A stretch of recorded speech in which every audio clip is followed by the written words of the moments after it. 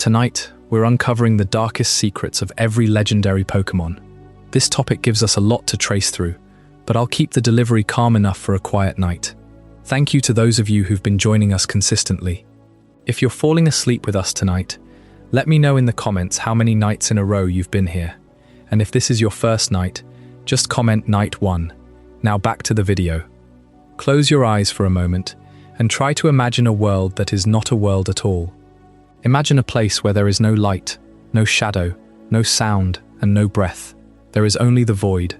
This is where our story begins, and it is a place of profound, unsettling silence. We often think of the Pokémon world as a vibrant tapestry of colors, of friendship, and of adventure. The bright flashes of lightning from a Pikachu, or the soaring heights of a Charizard.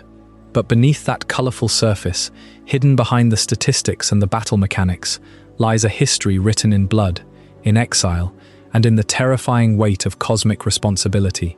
The legendary Pokémon are not just powerful creatures to be caught and stored in a computer system. They are the architects of reality, and like all architects, they have buried their mistakes deep beneath the foundations of the world. When we speak of legends, we are speaking of beings that existed before the concept of time was ever whispered into the universe. We are talking about the primordial forces that shaped the mountains and carved the oceans. But have you ever stopped to wonder why these gods allow themselves to be captured by children? Have you ever considered the trauma of a being that has lived for 10,000 years being forced to obey the whims of a mortal who will be gone in the blink of a cosmic eye? There is a darkness in that power, a heavy, suffocating sort of gloom that follows every legendary creature from the moment of its birth or its creation. Tonight, we are going to peel back the layers of myth and nostalgia to see the scars that these legends carry. We are going to look into the eyes of the creator and find not just light, but a terrifying, cold indifference. Think about the sheer violence of creation. We are told that the universe began with an egg, a single point of potentiality in the middle of nothingness. When that egg hatched, Arceus emerged. But the birth of a god is never a gentle affair. It was an explosion of raw, chaotic energy that tore the void apart. To bring order to that chaos, Arceus had to manifest its own will into physical forms, creating the trio that would govern the very fabric of existence.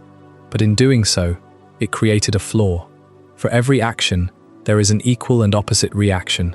For every spark of life, there is a shadow of death. For every moment of time, there is a void where time does not exist. This is the secret of the Sinnoh region, a secret that was so dangerous it had to be banished to a realm where the laws of physics are broken and twisted. We often hear the name Giratina and think of a powerful dragon, a master of the Distortion world. But the truth is much darker. Giratina is the embodiment of the violence that Arceus could not contain. It is the discarded rage of a creator god.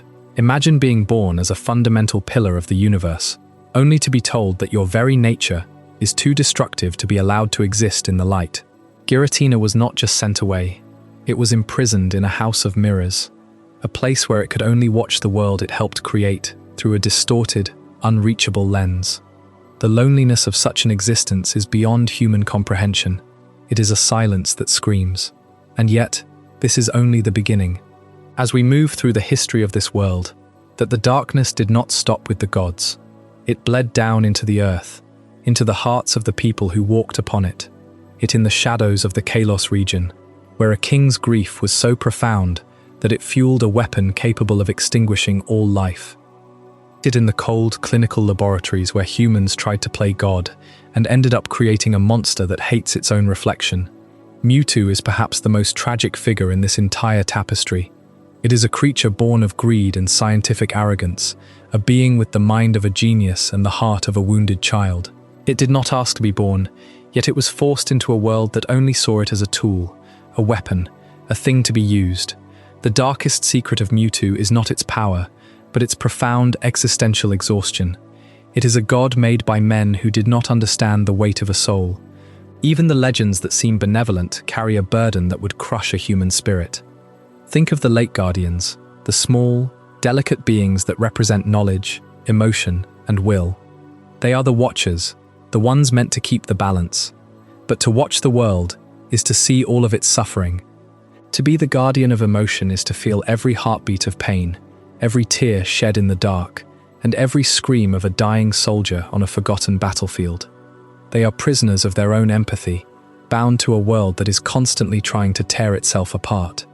They are the silent witnesses to every atrocity humanity has ever committed. And what of the Great Wars? The history of the Pokémon world is a history of conflict, it in the shattered remains of the original Dragon of Unova, a being that was torn in two because two brothers could not agree on the nature of truth and ideals. The dragon did not choose to split, it was a victim of human stubbornness. Now Reshiram and Zekrom are forever incomplete, two halves of a whole that can never truly be reunited without causing further destruction. They are the physical manifestation of the fact that humans cannot handle the absolute truth, or the perfect ideal, without turning them into weapons of war. We will also look toward the stars, to the alien horrors that have fallen from the sky. Eternatus is not a Pokémon in the way we understand them. It is a parasite from the deep reaches of space, a creature that feeds on the very energy that gives life to the Galar region. Its presence is a reminder that the universe is vast, cold, and filled with things that do not care for our survival. The Darkest Day was not just a historical event, it was a glimpse into an apocalypse that is still waiting to happen. The heroes who stopped it, Zacian and Zamazenta, did not simply win a battle. They gave everything they had, fading into the shadows of history, leaving behind a world that is still vulnerable to the hunger of the stars. As we journey through these stories tonight, I want you to feel the weight of the ages. I want you to hear the wind blowing through the ruins of the Spear Pillar and feel the cold dampness of the Seafoam Islands. We are not just talking about games or stories. We are talking about the archetypes of our own fears and hopes. The darkest secrets of the legendary Pokémon are the secrets we keep from ourselves. They are the reminders that power comes with a price, that creation requires sacrifice, and that even the gods are subject to the slow, inevitable decay of time. The world is a beautiful place, but beauty is often a mask for something much older and much more terrifying. Behind the songs of the forest and the waves of the sea, there is a clock ticking down. Arceus knows this. It has seen the beginning, and it has seen the end. It knows that one day, the egg will have to be laid again, and the universe will have to be born in another explosion of violence and light. But until then, we live in the middle of the story. We live in the shadows of the legends, walking on the bones of the old world while we try to build a new one. So, let the room grow dark. Let the sounds of the outside world fade away. We are going back to the very beginning, to the void and the egg. We are going to walk through the fire of the Kalos War and the cold halls of the Cinnabar Island laboratory. We are going to listen to the whispers of the ghosts of warriors trapped in the shadow of Marshadow and feel the nightmares that Darkrai weaves from our own paranoia. This is the lore of the shadows. This is the history of the hidden world. This is the truth that the Pokédex won't tell you, and the stories that the elders only whisper about when the fire starts to die down. We begin with the silence. We begin with the darkness. And we begin with the realization that in the world of Pokémon, the most legendary thing of all is the capacity to survive in a universe that was never meant to be kind. Every legend has a secret, and every secret is a scar. Tonight, we trace those scars. We follow the lines of pain and power until we reach the heart of the mystery. We look at the gods not as icons but as survivors, and perhaps, in understanding their darkness, we can find a little more light in our own. The air is still now. The journey is long, but we have all night. Let the stories wash over you like a slow-moving tide. There is no rush. There is only the narrative, the history, and the deep, heavy secrets of the beings that rule the world from the shadows. From the depths of the ocean where Lugia hides its power to prevent the world from shaking, to the highest peaks where Ho-Oh searches for a heart pure enough to witness its rebirth, we will cover it all. We will speak of the giants made of rock, ice, and steel that were sealed away because humanity feared their strength. We will speak of the tiny, mythical beings that hold the keys to time and space in their small, fragile hands. Every region has its ghosts. Every legend has its tragedy. And as we move forward, remember that these are not just tales of power. They are tales of loneliness. Imagine being Kyogre or Groudon, sleeping for centuries in the dark, only to be woken up by the tiny, stinging insects of humanity, trying to harness your rage for their own petty borders. Imagine the frustration of a force of nature being treated like a battery. The darkness is not just in the Pokémon themselves, but in the way they are perceived and used by the world around them. So breathe deeply. Let the tension leave your shoulders. We are entering a space where time does not matter, where the only thing that exists is the voice and the story. We are going to explore the darkest secrets of every legendary Pokémon, and we are going to do it together, in the quiet, in the calm, and in the deep, velvet dark of the night. The secrets are waiting, the legends are calling, and the truth is much heavier than you ever imagined. Let us begin our descent into the lore, into the history, and into the very soul of the Pokémon world. We will start with the first breath of the universe and work our way to the final heartbeat. We will see the rise and fall of empires, the birth of artificial life, and the cosmic battles that reshape the stars. It is a journey through the most hidden corners of the map, to the places where the map ends and the mystery begins. This is the story of the gods who were forgotten, the monsters who were made, and the legends who carry the weight of the world on their weary, ancient shoulders. Listen closely, for the shadows are speaking. They are telling the story of a world that is much older, much stranger, and much darker than we were ever led to believe. And as we listen, we might just find that the darkness isn't something to be feared, but something to be understood. It is the canvas upon which the light is painted. It is the silence that makes the music possible. It is the secret that makes the legend. Tonight, we don't just look at the legends, we look through them. We look into the void they came from, and the void they will one day return to. We look at the cycle of life, death, and rebirth that governs every living thing, from the smallest Caterpie to the mightiest Arceus. And in that looking, we find a sense of peace. Because even in the darkest secrets, there is a sense of order. Even in the deepest tragedy, there is a sense of purpose. The world of Pokémon is a world of wonders, yes, but it is also a world of warnings. It is a cautionary tale about what happens when we reach for power we don't understand. It is a reminder that every action has a consequence, and that some debts can never be repaid. As we explore these secrets, let them serve as a guide through the night. Let them be the anchors that hold us steady as we drift off into sleep. The lore is vast, the secrets are many, and the night is just beginning. Think of the Regi trio, those massive, silent sentinels. They were crafted by Regigigas, a being so strong it could pull entire continents with ropes. But why were they sealed away in chambers of stone and braille? It wasn't because they were evil, it was because they were too different. Humanity, in its early stages, could not comprehend a life made of inanimate matter. They saw the unblinking eyes and the mechanical movements, and they felt a primal, gut-wrenching fear. So they buried them. They turned the legends into prisoners, hiding them behind puzzles and locked doors. The darkest secret of the Regis is the betrayal of their creators. They were built to protect, but they were rewarded with 1,000 years of solitude. Consider the birds of Kanto, the manifestations of the seasons and the storms. Them as majestic, but imagine the chaos of their existence. Articuno, Zapdos, and Moltres are in a state of perpetual imbalance. When one rises, the others must react. Their lives are a constant struggle for dominance, a cycle of freezing, burning, and shocking the world into submission. They are not peaceful guardians. They are the volatile elements themselves, and they are eternally restless. The secret of the islands is that the peace is only a temporary truce, a fragile moment of quiet before the next storm breaks the sky. And what of the dogs of Johto, Suicune, Entei, and Raikou? They were not born as legends. They were 3 nameless Pokémon who perished in the flames of the Brass Tower. They died in terror and pain, trapped in a burning building, while the people of Ecruteak City watched from afar. It was only through the intervention of Ho-Oh that they were given a second life. But that life came at a cost. They are now spirits of the wind, the volcano, and the lightning, forever running, never able to truly rest or return to the simple lives they once had. They are the ghosts of a tragedy, beautiful to behold, but born from ashes and screams. As we move deeper into the night, the stories will become more intricate, the secrets more profound.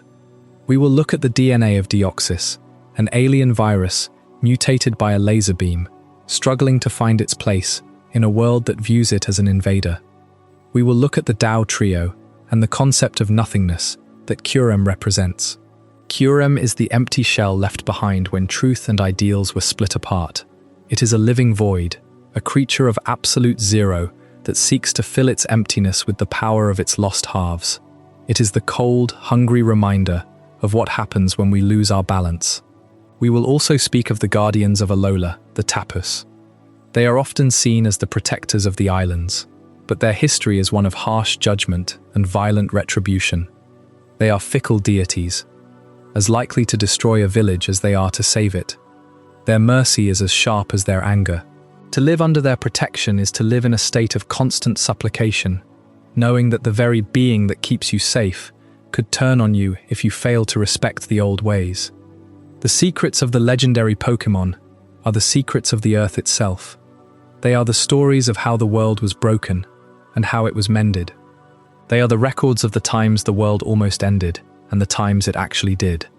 From the ancient past of the Hisui region to the distant future where the paradox Pokémon blur the lines of reality, the darkness is always there, waiting in the tall grass, lurking in the deep water, and watching from the highest clouds.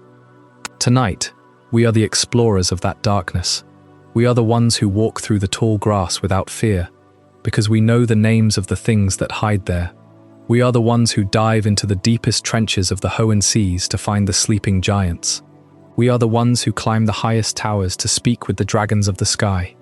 We are the students of the law, the keepers of the secrets, and the dreamers of the night. So let the journey begin in earnest. Let the words fall like soft rain on a tin roof. There is so much to see, so much to understand, and so much to feel. The legendary Pokémon are waiting for us to tell their true stories. They are waiting for us to acknowledge their pain, their power, and their secrets. And as we do, we might just find that the world is a much bigger, much more mysterious place than we ever dared to dream. The void is calling, the egg is hatching, the world is turning, and we are here, in the quiet, ready to listen. This is the darkest secrets of every legendary Pokémon. This is the lore for sleep. This is the journey into the heart of the myth. Let us go now, into the shadows, and see what we can find. The universe didn't begin with a bang. Before there was a single photon of light, or a single breath of space, there was a silence so absolute it could never be broken, a stillness that had existed forever, because forever hadn't been invented yet. This is where the story begins, not with a flash of light, or a triumphant declaration of being, but with an egg, a single impossible egg, drifting in the primordial void. That void was not empty space. Space did not exist. There was no up, no down, no darkness, and no light. There was only the infinite, absolute negation of everything. And into that negation, something emerged. Not created, not born, simply present. An egg of pure potential in the heart of nothingness. It floated without motion, waited without time, and dreamed a dream of something that was not nothing. No one knows how long the egg waited. How could they? Duration had no meaning in a place where the future had never been allowed to exist. The egg simply existed, a paradox wrapped in a perfect shell, holding the entire concept of a universe within its fragile boundary. And then the shell broke, not with a crack, but with a shatter that defined the very fabric of existence. The first sound in the history of reality was not a word or a song. It was the scream of a god being born into a universe it had just created by the sheer force of its own arrival. This is the darkest secret we so often forget. Creation is not a gentle act of a potter shaping clay. It is a violent expulsion of self, a wound in the void that never heals. Arceus did not gently step into existence. It tore itself out of the nothingness, and the raw chaos of that birth became the raw material of the cosmos. This was the catalyst for universal expansion. The moment Arceus opened its eyes, the void was no longer infinite. It had an edge. It had a center. It had a god standing in the middle of a newly forged stage, surrounded by the formless remnants of its own birthing. Arceus looked at the chaos. It looked at the swirling, unstable mess of raw potential that was still screaming from the trauma of the first moment, and it began to shape reality. It did not weave gently. It forged. It drew out the strands of time like tendons from the flesh of eternity. It hammered out the boundaries of space against the anvil of the void. It separated light from shadow, being from non-being, and in doing so, it created the very laws that govern existence. For every force it shaped, a shadow was cast. For every law it wrote, a loophole was created. The universe was molded from the raw chaos of the cosmic beginning, but it was a universe born with scars. But here is the deepest truth of that first moment. A universe born from a single point of power is inherently unstable. Arceus was the singularity at the center of everything, and a singularity, by its very nature, is a point of collapse. The weight of the infinite universe it was trying to create was pressing in on the single point of its own consciousness. Arceus realized it could not hold the fabric of reality together on its own. It was too vast, too concentrated. The gravity of its own power would eventually collapse the entire cosmos back into a single, silent point, erasing everything it had just fought to create. Arceus needed to decentralize its authority. It needed pillars to hold up the ceiling of existence. It needed beings that could bear the weight of infinity, so that the creator itself would not be crushed by it. And so, from the raw, scarred fabric of the newly born universe, Arceus reached out and pulled forth the first structures of cosmic order, beings of pure concept, guardians of the fundamental forces that held reality together. The foundation for the universe was laid, but it was a foundation built on a single, absolute authority that was already fracturing under its own weight. The stories of what came next are not stories of smooth creation. They are the tales of a god trying to manage a universe it could not fully control. The creation trio's unstable foundation is the deepest truth of the Pokémon cosmos, and at the heart of that foundation, a being of pure antimatter was already waiting, shaped by the very chaos Arceus tried to suppress. That is where our journey must go next. That is the story of the silent war in the foundations. From the silent void and the violent birth of Arceus, the first shaping of existence began not as a gentle unfolding, but as a fracturing. The god of all Pokémon, newly hatched from that primordial egg, looked out upon the formless emptiness and understood that to create a universe, it had to divide itself. It could not hold all of reality in a single thought, for that would be chaos without form. So Arceus split the fabric of everything into three fundamental aspects: time, space, and the substance that is neither: antimatter. This tripartite division is the hidden bedrock upon which every star, every world, every breath of every creature in the Pokémon universe rests.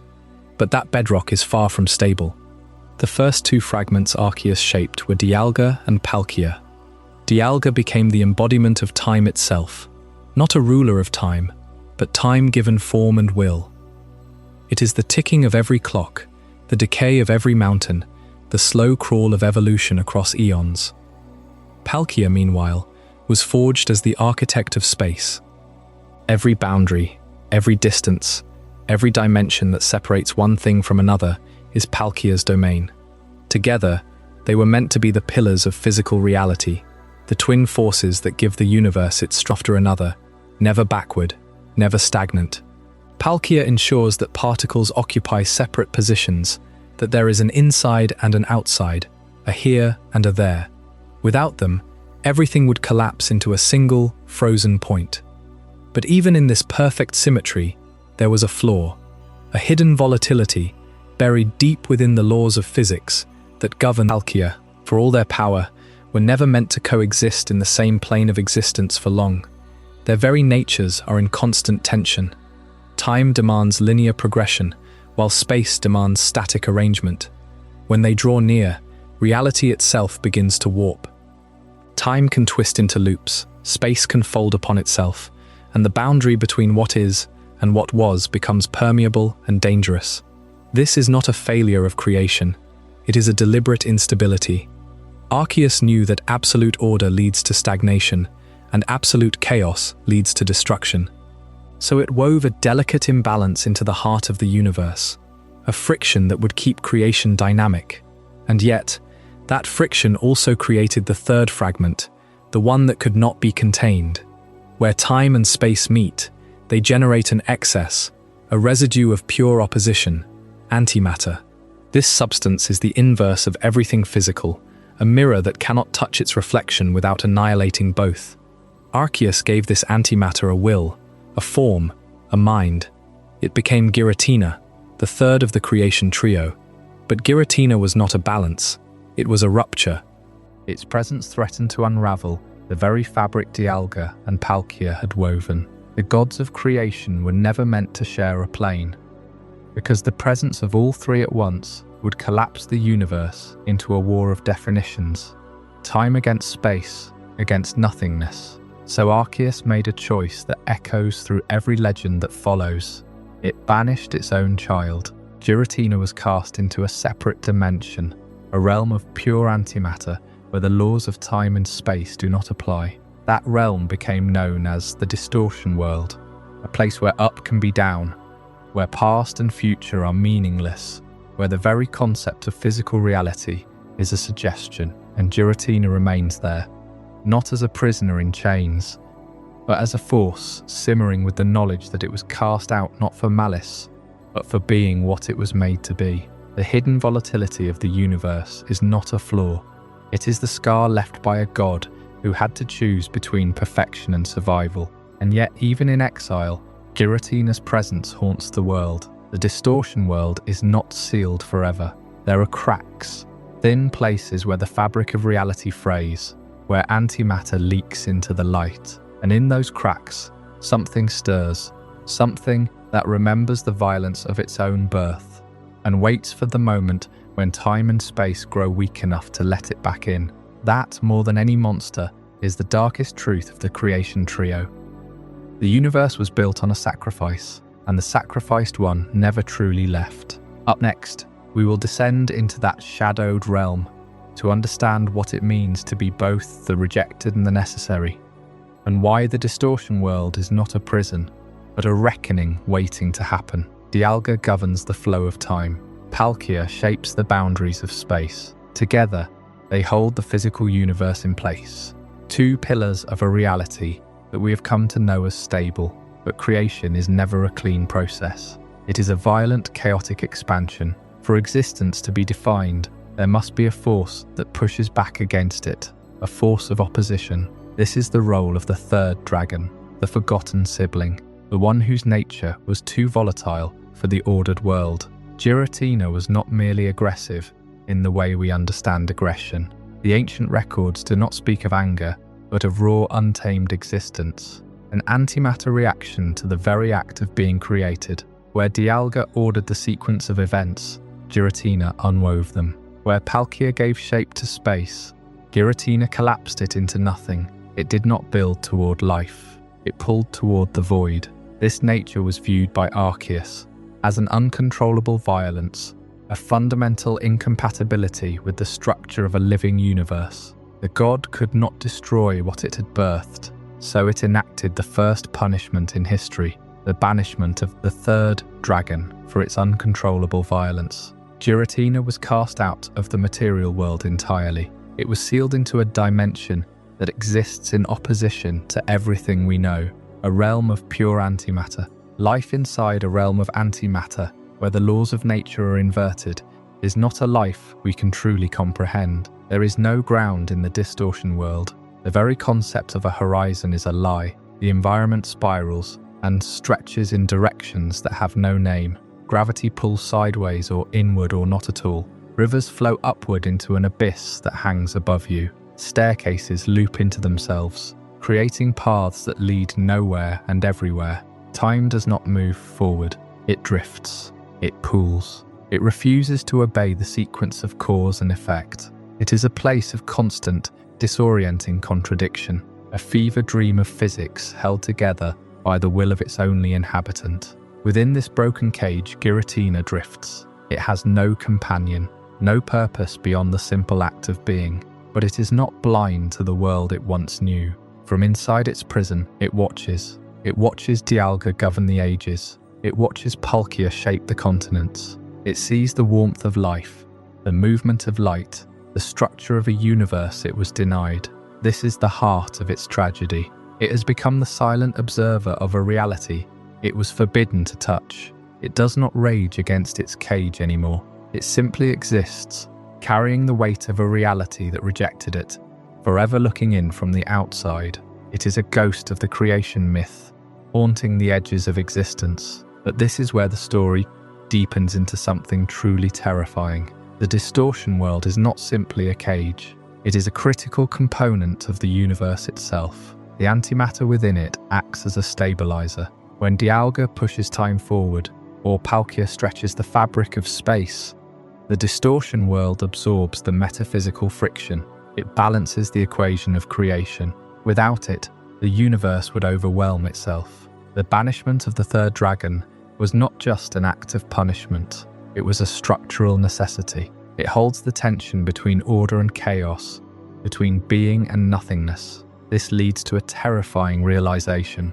The Distortion world is the only thing keeping reality stable. If it were to collapse, if Giratina were to truly break free, the foundation of time and space would shatter. The boundary between what is and what is not is terrifyingly thin, and Giratina is the one maintaining it, not by choice, but by eternal imprisonment. The universe needs its exile. Reality needs its shadow. Such a fragile system demanded shepherds. It demanded a form of consciousness that could guide the gods themselves without violence. This was the role Arceus gave to the Lake Guardians. Theirs is a story called The Lake Guardians' Eternal Burden, a duty not of raw power but of will, to keep the balance of the spirit while the dragons wrestled with the fabric of existence.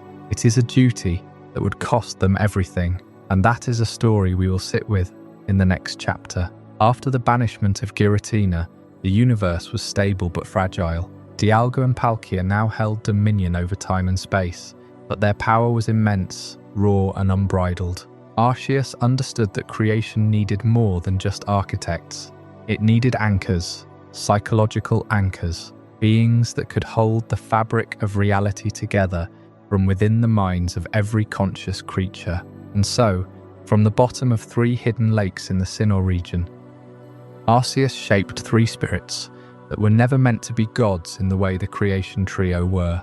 They were designed to be watchers, attendants. But what Arceus did not tell them, and what the ancient texts only whisper, is that they were also prisoners from the very moment they opened their eyes. Their names are Uxie, Mesprit, and Azelf, the Lake Guardians, and their burden is not one of cosmic power, but of eternal, silent suffering. Uxie was given the domain of knowledge, the keeper of all facts, memories, and truths. Azelf received the domain of willpower, the spark that drives every living being to act, to resist, to choose. And Mesprit, the most tragic of the 3, was given the domain of emotion. But here is the dark secret that no shrine ever recorded. Mesprit was not just the guardian of emotion. It was forced to feel every ounce of pain that has ever existed in the world, and every ounce that ever will. Imagine that for a moment. Not the joy of a child's first laugh, nor the comfort of a parent's embrace. No, Mesprit is the vessel for all sorrow, all grief, all fear, all the quiet moments of despair that ripple across the globe every second. When a Pokémon loses its trainer in a forest and never finds its way home, that loneliness is Mesprit's. When a human being cries alone in a room with no one to hear, that ache is Mesprit's. When entire civilizations collapsed in the wars of Kalos and Unova, the weight of every fallen soul was added to Mesprit's heart, and it has no choice. It cannot close its eyes. It cannot turn away. It was created specifically to feel, and so it feels everything, always, forever. But that is only the beginning of the tragedy. Uxie and Azelf were not spared their own version of this hell. To serve as the psychological anchors of all conscious beings, they had to sacrifice something essential. They had to give up their own personhood.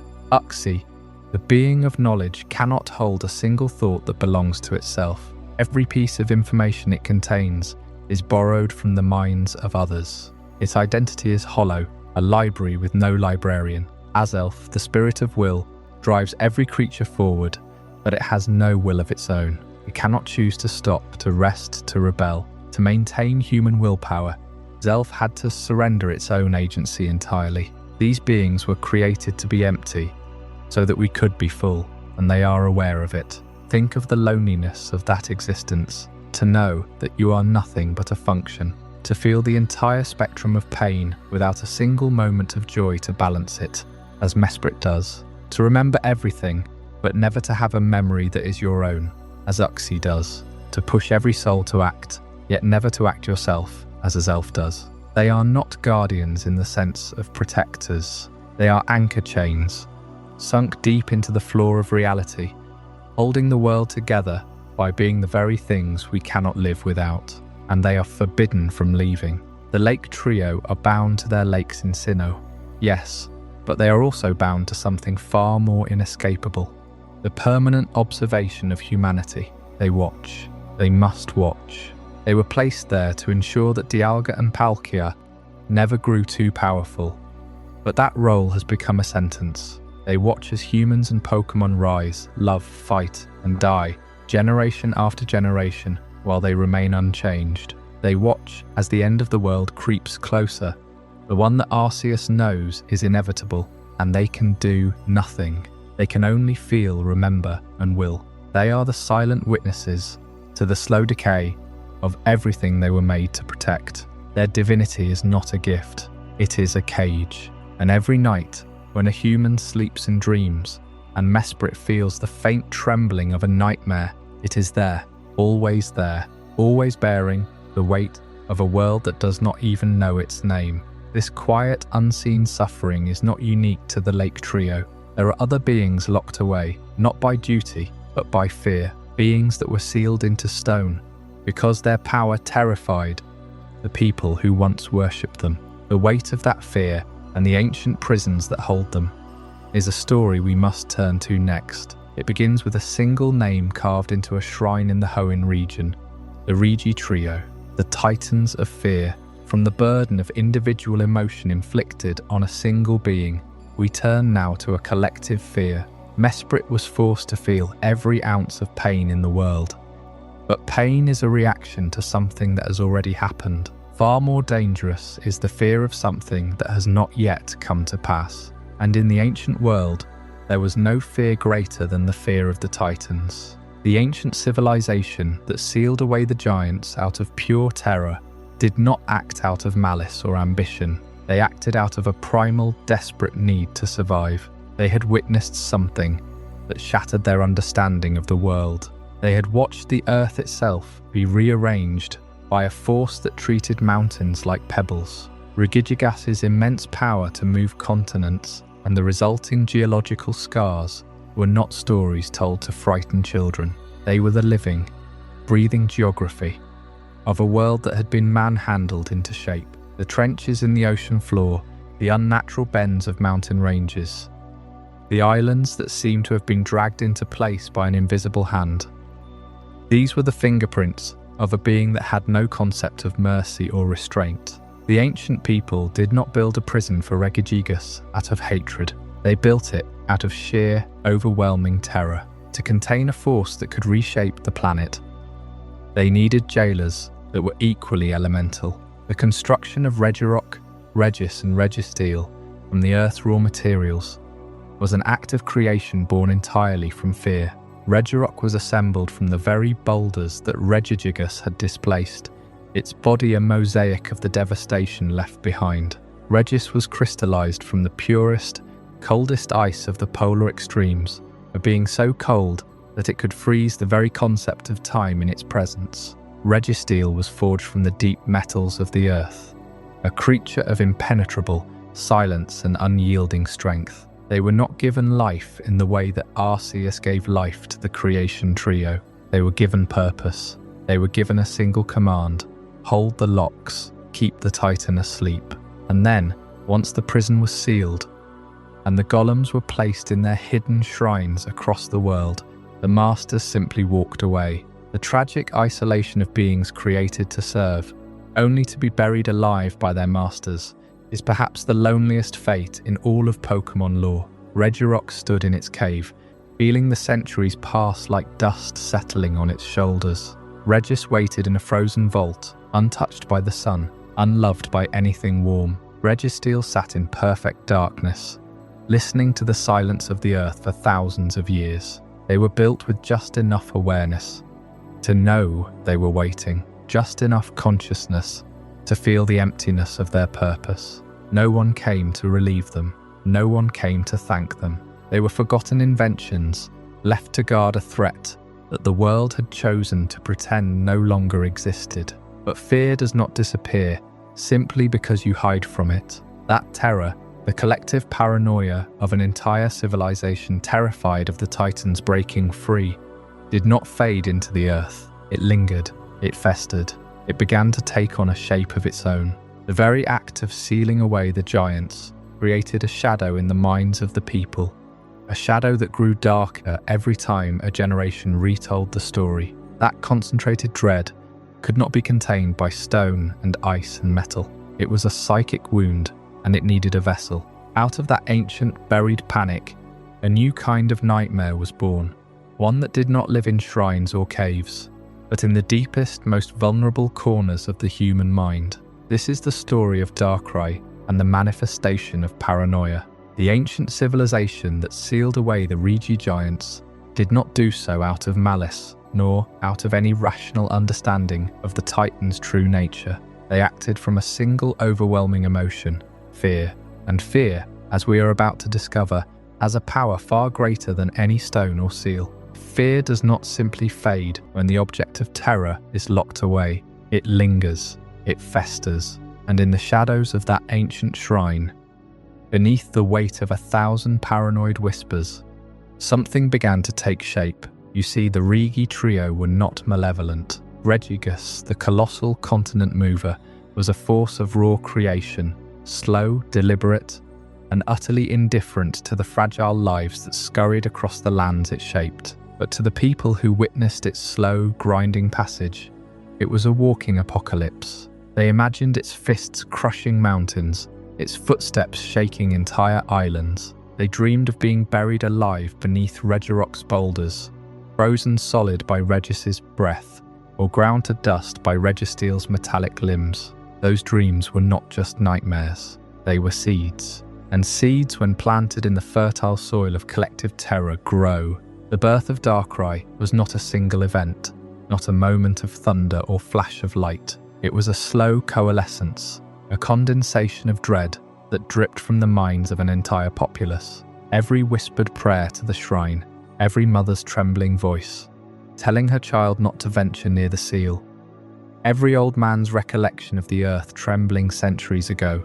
Each word, each thought, each flicker of panic added a thread to a growing tapestry of darkness. Over generations, those threads wove together into a consciousness, a being that had no mother, no father, no egg. It was born from the very substance of fear itself. That being was Darkrai, and it did not emerge gently. When Darkrai first began to stir, it was not visible. It had no body, no form to grasp. It was a presence, a weight in the air around the shrine.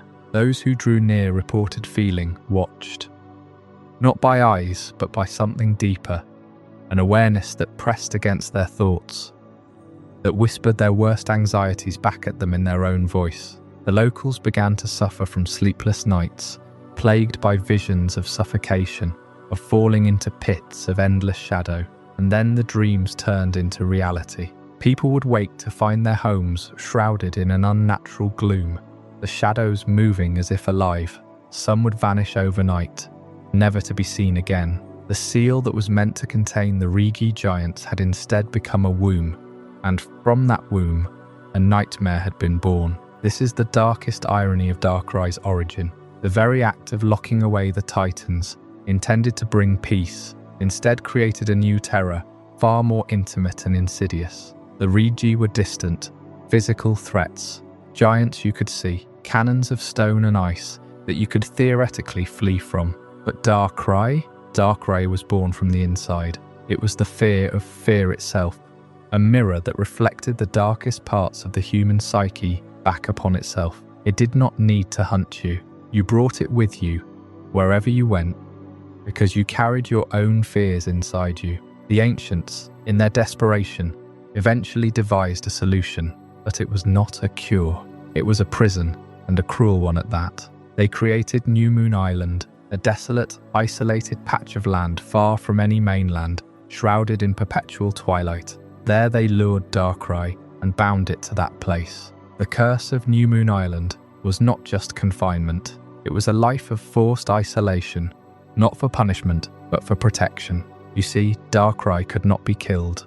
It was not a creature of flesh and blood that could be stabbed or burned. It was an idea made manifest, and you cannot slay an idea. The only way to contain it was to cut it off from the source of its power, human fear.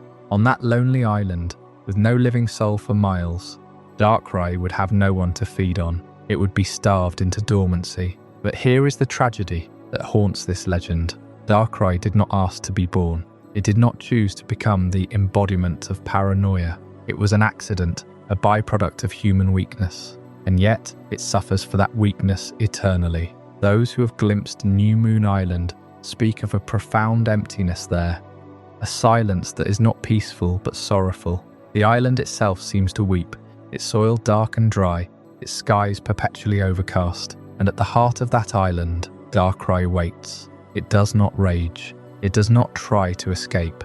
It simply exists, a living wound in the fabric of reality, condemned to an endless vigil because of what we created. But even confined, its influence cannot be fully sealed. Dreams are not bound by geography. Nightmares travel as freely as thought itself. And so, Darkrai remains a constant, invisible presence in the sleep of every living being. It is the sudden drop you feel in a dream, the shadow that moves when you turn your head, the voice that calls your name in a place you know is empty. It is not evil in the way a predator is evil. It is simply what it was made to be, a mirror.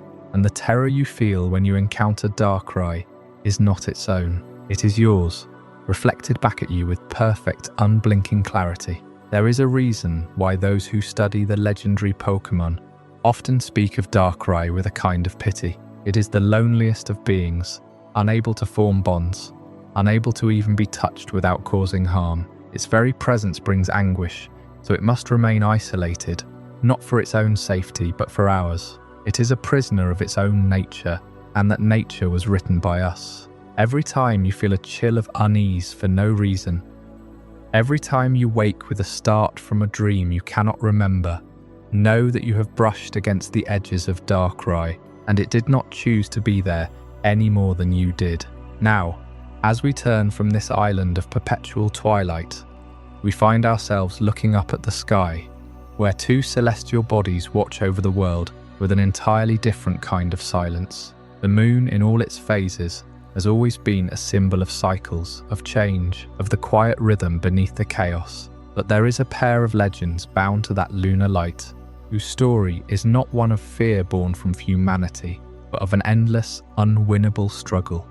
A chase that defines the very passage of night and day. That story awaits us in the next chapter, where we will explore the endless night of the lunar duo, and discover why some battles can never be won, only endured. From the moment Darkrai took form, born from the collective terror that humans locked into the earth with the Regi shrines, the world gained a shadow that would never fully recede.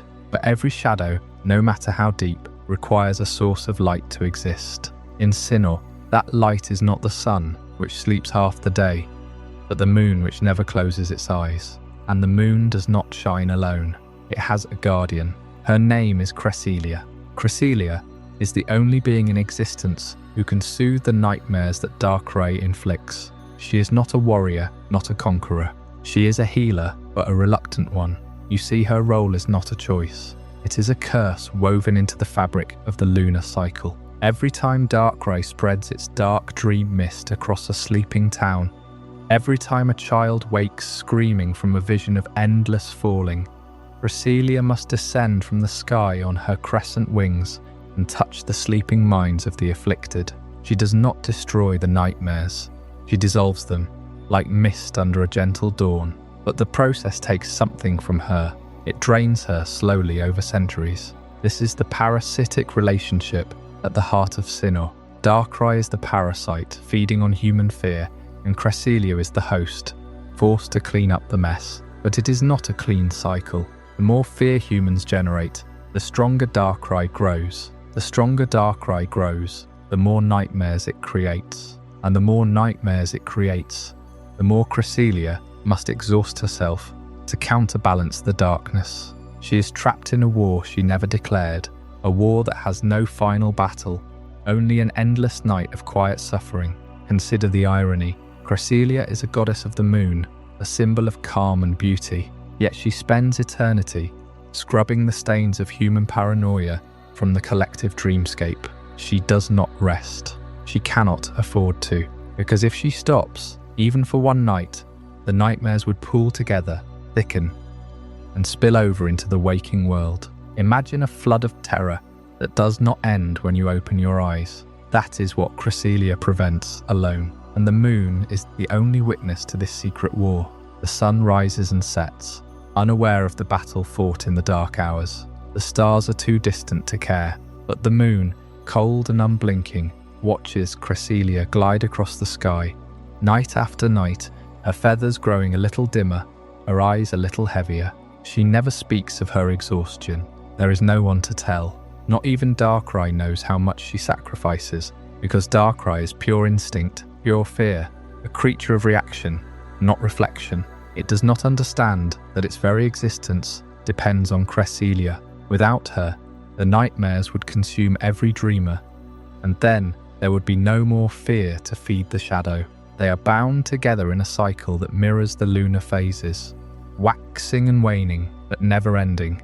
The people of Cinna do not know this. They see Cresselia as a rare blessing, a fleeting visitor who brings relief. They pray to her when they have bad dreams, but they do not know that every prayer adds weight to her wings. They do not know that she's a goddess who is slowly being erased by her own duty. They only see the moon. Yet the moon is not Cresselia. The moon is just a rock that reflects borrowed light. Cresselia is the one who makes that light healing, who bends it into a balm for wounded minds. One story, passed down in whispered folklore among the clans of ancient Sinnoh, tells of a time when Cresselia refused to appear for 3 nights. The moon rose full and cold, but the lunar duo did not descend. The nightmares that night were the worst in recorded history. People woke with memories of drowning in black water, of being chased by faceless shapes. A few did not wake at all. On the 4th night, Cresselia returned, but she was different. Her wings were jagged, her glow dim. She had spent those 3 nights not resting, but fighting something deeper, something even she could not name. The folklore says she had to retreat to a space between dreams and reality, a pocket of silence just to remember who she was, because a goddess who only gives and never receives eventually forgets her own name. That is the darkest secret of the lunar duo. It is not that Darkrai is evil, or that Cresselia is good. It is that both are prisoners of human emotion. Darkrai is born from our fear. Cresselia is bound to our need for peace. Neither asked for this role, neither can escape it. The light and the shadow are 2 sides of the same coin, and the coin keeps spinning, never landing, across the cosmic expanse. And so the moon continues to watch, silent and patient, as Cresselia flies her eternal circuit, touching dreams, calming minds and slowly fading. The war between dreams and reality is fought in a realm most people never see, a realm where the only law is the exhaustion of a goddess who has been cleaning up fear since before the first humans spoke a word. She does not ask for thanks. She does not expect relief. She only knows that if she stops, the night will never end. But there is another secret, hidden in the old legends, that speaks of a different kind of creation, not born from fear or duty, but from the deepest origins of life itself. A being whose DNA holds the key to all that exists, a blueprint whispered in the genetic code of every creature that walks, swims or flies. That story begins with the first Pokémon, the ancestor of all, and a clone born from a human desire to imitate the divine. That is the story of Mew and the genetic blueprint, and it waits for us in the next chapter of this endless night. In the deepest jungles of the world, a creature was found that would rewrite everything we thought we knew about life itself. After the endless night that Cresselia and Darkrai imposed upon Cinna, After the balance between light and shadow became a parasitic dance, the story turns inward, to the very beginning, to the genetic source code that made all of it possible. The discovery did not happen in a laboratory, nor in a temple built by ancient hands. It happened when a small team of explorers pushed past the final canopy of trees in a remote, untouched jungle. They were searching for fossils, for evidence of the primordial past. But what they found was not a skeleton. It was a living creature, a small pink kit-like being that seemed to regard them with an intelligence far older than any human civilization. It did not flee. It did not attack. It simply watched, as if it had been waiting for them all along. That creature was Mew, and when they brought back samples, when they sequenced its genome, the scientists were forced to confront a truth that shattered every assumption they held. Mew's DNA contained the complete genetic blueprint for every single Pokémon that had ever existed and every one that ever would. The code for Charizard's Flamesack, the molecular structure of Gardevoir's psychic fibers, the cellular density of Steelix's metallic hide, all of it compressed into a single, impossibly small double helix. Mew was not just a rare Pokémon, it was the ancestor, the original template, the first. Think about the weight of that realization for a moment. Every creature you have ever known, from the humble Pidgey on Route 1 to the cosmic horror of Eternatus, all of them share a common progenitor, and that progenitor is still alive. It floats through the jungles, invisible to most, leaving behind only faint traces of its presence. It is a living fossil, but not the kind that sits in a museum. It is a fossil that breathes, that plays, that laughs. And that is where the existential horror creeps in. Because if every living thing carries the echo of Mew's code, then Mew is not just a creature. It is the biological source of all life. Every birth, every evolution, every heartbeat, they all trace back to this one entity, and yet it remains utterly indifferent to its own significance. Mew does not rule. It does not judge. It does not even appear to understand its role in the cosmos. It is a child in a universe it created by accident. That playful nature is not a mask. It is the mask, because the alternative, to fully comprehend the burden of being the origin of everything, would be unbearable.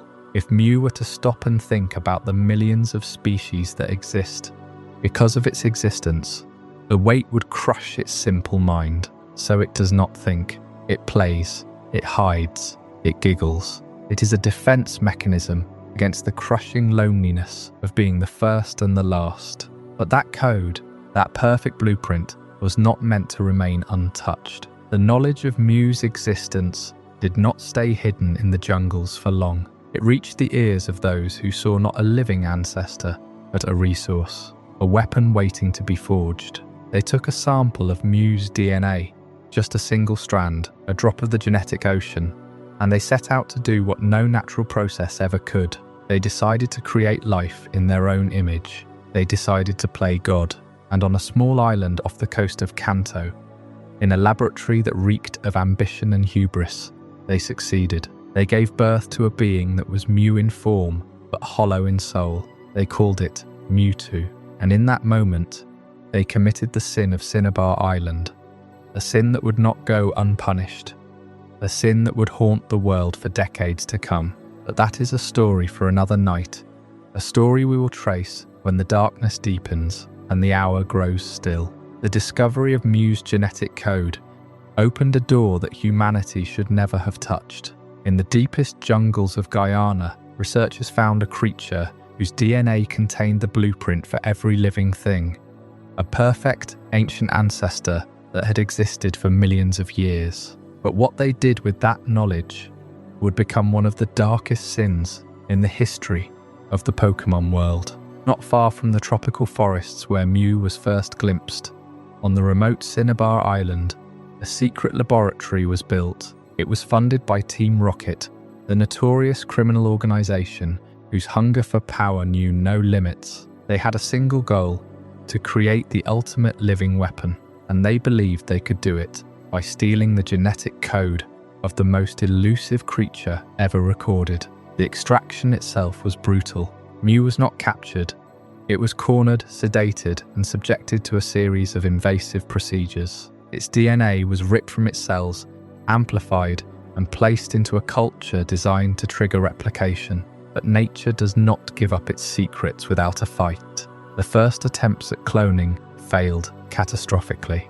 Embryos would grow for a few days, then collapse into cellular anarchy. The genetic material was too unstable, too alien to be forced into submission by human hands. The scientists grew desperate. They increased the radiation, altered the growth mediums, and pushed the replicators beyond their limits. Dozens, perhaps hundreds, of failed experiments were discarded, aborted life forms that never drew breath, their genetic remains flushed into the island's volcanic vents. But one culture survived. One cell divided and divided again and began to form a shape that roughly resembled a creature. The scientists were ecstatic. They had succeeded in creating life from stolen code. Yet they did not pause to consider what they were truly bringing into the world. Mewtwo was born in a sterile chamber, submerged in a tank of amethyst fluid, its body suspended in a nutrient bath that hummed with artificial energy. It was not born from a mother's womb, nor from the warmth of a nest. It was assembled piece by piece, its nervous system wired into place, its muscles grown from synthetic strands. When the tank drained and the chamber opened, the creature took its first breath in a room filled with cold steel and fluorescent light. It had no childhood, no love, no gentle touch. It had only the cold eyes of its creators staring down at it through reinforced glass. The scientists had intended to create a weapon of mass destruction, and in that, they had succeeded beyond their wildest expectations. Mewtwo's psychic power was nearly infinite. It could move objects with a thought, bend the fabric of reality, and read the minds of everyone in the facility. But they had also created something else. A sentient being with a consciousness capable of feeling pain, confusion, and rage. And that was the problem. The creature began to understand its own existence. It looked inward and found nothing but a void where its soul should have been. It had no origin story, no family, no purpose beyond the one forced upon it. It was a thing made to fight and kill. The scientists tried to control it with shock collars and psychic dampeners, but they failed to grasp the depth of its trauma. Every experiment, every test, every demand for obedience only deepened its growing hatred. One night, the dampeners failed, not because of a malfunction, but because Mewtwo's will have grown stronger than the technology that bound it. It rose from its containment cell, and the walls of the laboratory began to crack. It did not lash out in blind fury. It acted with cold, deliberate precision. Every scientist who had hurt it, every researcher who had watched it suffer, every guard who had pointed a weapon at it, they all felt the weight of its psychic judgment. Some were rendered unconscious, others were thrown against walls. A few simply vanished, their minds erased by a single command. Mewtwo destroyed the laboratory. It tore the facility apart from the inside out, leaving only rubble and silence. Then it fled into the world, carrying with it the burning hatred for humanity that stemmed from the agony of its own creation. It was not a villain in the traditional sense. It was a victim, trapped in a body of immense power, cursed with the knowledge that its only reason for existing was to serve a species that had treated it as a tool. And yet, even in its rage, there was a quiet tragedy. Mewtwo would wander the planet searching for meaning, for a reason to exist beyond revenge. It would isolate itself on a remote island, build a fortress of solitude, and clone other Pokémon in a desperate attempt to create a family, only to find that replication could never replace the authenticity of life born from love. The sin of Cinnabar Island was not just the creation of a weapon, it was the violation of life's most sacred boundary. Humanity had taken the essence of an ancient being, twisted it and forced it into a shape that was never meant to exist. And in doing so, they had birthed a god that despised them. But this was not the only attempt to forge an artificial deity. In the years that followed, other organizations would try to recreate the experiment, to build a weapon that could be controlled. They would learn from Mewtwo's rebellion and try to design something more obedient, something stripped of the very will that had allowed the first to escape. They called it a different name, gave it a cold, empty number, and sealed it in a mask that would suppress its power. But that is a story for another night, a tale of another artificial god, bound in steel and sorrow, waiting for its moment to awaken. The sin of Cinnabar Island was not just the creation of Mewtwo, it was the failure to control it. The scientists gave Mewtwo a consciousness, a will, and a terrible rage. When it broke free, it left behind a lesson for anyone who was paying attention. If you are going to build a god, you must first build its chains. Let us leave the smoking ruins of the Kanto lab and travel to a different island, a place that looks nothing like a laboratory, a paradise called Ether. The Ether Foundation built a beautiful sanctuary for Pokémon, white floors, holographic trees, the impression of a utopia. But beneath that surface, there was a second project, a reaction to the failure of Cinnabar, a cold, calculated attempt to perfect the craft of creation. The Ether Foundation set out to do what Team Rocket could not. They sought to recreate the power of Arceus itself, not by finding or controlling the original, but by building one from scratch. They gathered genetic material from every known type, synthesizing a creature that could theoretically adapt to any threat. It was the ultimate project, the Beast Killer, a weapon designed to stand against the Ultra Beasts, beings from another dimension that threatened to tear their world apart. They named their creation's core processor the Arceus system, R-K-S. Look at the letters, sound them out in your mind. It is a deliberate, almost sneering insult to the alpha Pokémon, the god of gods, Arceus. The Ether Foundation was not just trying to harness divine power, they were mocking its origin. They stripped the name of the creator and filed it down into a cold, sterile codename, reducing a miracle to mere data. It was a quiet blasphemy written into the very architecture of the beast. But raw power was not enough. Mewtwo had proven that a weapon with a heart will turn on its wielder, so the Ether scientists built a countermeasure, the control mask, bolted directly to the creature's head. This device was not just a limiter, it was a prison for the mind. It suppressed the creature's power, but that was only half its purpose. The mask delivered a constant, low-level interference to its neurological system, a dull, persistent pressure that kept it docile. It numbed its emotions. It smothered any spark of individuality. For a creature designed to be a perfect weapon, the mask ensured it would never become a person. It was physical and mental torture disguised as a safety protocol, a cage forged from its own fear. Years passed. The creature designated type, Null, lived in isolation. It was fed, it was maintained, and it was treated as a failed prototype. It was never meant to form a bond.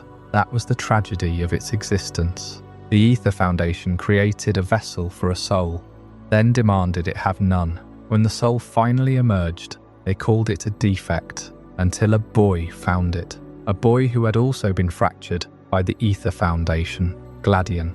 He saw in the confined beast a reflection of his own captivity. When he shattered the mask type, Null did not attack. It did not rage like Mewtwo. It looked at the boy who freed it, and it felt. That single emotion was the entire point of its failure. The experiment was never meant to feel anything. But when the mask broke, it evolved into Silvally, a being of immense potential, shackled by a past it cannot remove. The broken mask remains on its head, a permanent scar of its genesis, a reminder that it was never born, it was manufactured. It was a weapon that learned to love, and that love was considered its greatest defect. So we have two artificial gods born from the same sin, Mewtwo, who hates the world, and Silvally, who loves a single boy. Both were taken from the void and forced into existence. Type.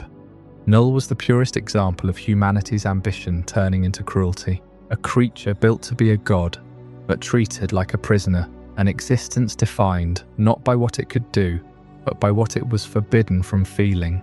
Its loyalty was not a victory, it was an accident, and the Ether Foundation discarded it for that accident. proving that in their eyes, perfection was the absence of a soul. But the desire to weaponize life does not end with modern laboratories or synthetic creations. No, the echoes of this sin stretch much further back in time, before Ether, before Team Rocket, before the concept of a trainer. There was a different kind of resurrection, a fossil brought back from extinction, not to study, but to serve, a prehistoric insect hardened into stone, revived by science and fitted with a cannon on its back. Up next is Genesect, the revived war machine, a story that asks the question, if you could bring the dead back to life, would you give them a weapon or a home? The Ether Foundation's attempt to recreate the power of Arceus was a sin born from the arrogance of modern science. But it was not the first time humanity reached into the ancient past and tried to turn extinction into a weapon. Long before Type, Null wore its mask of chains.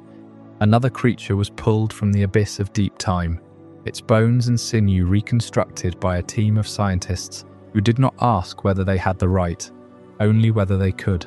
That creature is Genesect, and its story is not one of innovation or progress. It is one of resurrection without mercy, of a prehistoric soul forced to wake inside a machine that has no heart. Team Plasma, the same organization that once sought to liberate Pokémon from human control, had a darker underbelly that few ever saw. Beneath their rhetoric of freedom and equality lay a cold, calculated ambition to dominate.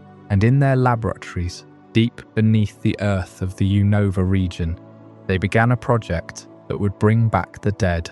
300 million years ago, during an era when the world was ruled by creatures of immense size and terrifying instinct, a species of apex predator roamed the ancient forests and seas. It was a creature built for slaughter, its body a perfect engine of survival. Then the asteroid came, or the ice, or the slow drift of continents, and that species vanished, leaving only fragments of fossilized bone embedded in stone. Team Plasma found those fragments. They collected them from dig sites, where the rock had been laid down before the dinosaurs ever walked.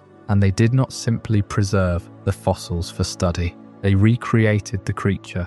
They used advanced genetic reconstruction, cloning techniques far beyond what Team Rocket had attempted with Mew. And they gave the ancient predator a second birth, but they did not bring it back as it once was. That would have been too simple, too pure. They brought it back as a weapon. The cybernetic enhancements that were grafted onto Genesect's body are not subtle. Cannon of pure energy mounts its back, piece of technology that can fire lasers capable of melting steel. Its legs have been reinforced with metallic exoskeleton, its eyes replaced with optical sensors that can track a target through fog and darkness. Its claws are now tipped with blades of synthetic diamond. Every natural instinct that once made it the terror of the Paleozoic era has been overwritten, replaced by circuits and programming that respond only to the commands of its creators. The creature that emerges from the resurrection chamber is not the same being that died in the mud 300 million years ago. It is a ghost in a machine, a soul trapped inside a body that no longer feels the sun or the rain or the thrill of the hunt. The horror of being a prehistoric hunter trapped in a body of cold steel and lasers is not something the scientists ever considered. They saw only the potential for destruction, the perfect soldier that could be programmed to follow orders without question. But Genesect retains some fragment of its ancient past. It does not understand the world it has been reborn into. The sky is different. The air smells of pollutants and electricity. The soil beneath its feet is poisoned by human industry. And the most terrifying truth of all is that Genesect does not know where it belongs. It searches endlessly for a home that has been extinct for millions of years. It roams the forests and mountains of Unova, driven by a deep instinctual memory of a place that no longer exists. It is a wanderer without a destination, a creature looking for a nest that has turned to dust. Team Plasma armed it with a cannon and called it a success. They believed they had created the ultimate weapon, a living fossil that could be unleashed on their enemies, but they forgot that weapons do not dream. Genesect dreams of the ancient world, of the roar of its own kind, of the taste of prey that has been dead for eons. Every time it fires that laser, it is not a victory.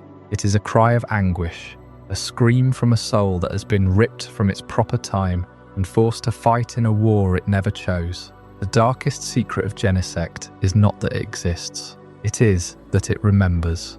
And what it remembers is a world that will never return. This chapter is not yet closed. The forces that created Genesect are still at work, and their next project will tear a region apart. Not with fossils, but with the very ideals that divide brother from brother. The Unova War was not born from ancient stone. It was born from a house divided, and the embers of that conflict still smoulder, waiting for someone to fan them into flame. Before we dive deeper into this incredible journey, I'm curious. Where in the world are you watching this from? Drop a comment below and let our global community know.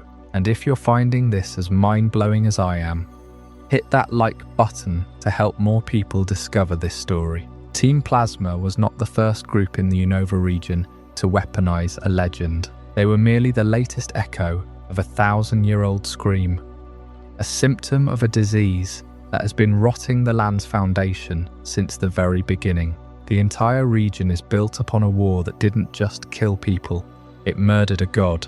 To understand how deep the roots of conflict run in Unova, we have to go back before there were castles, before there were kings, before there was even a name for the land.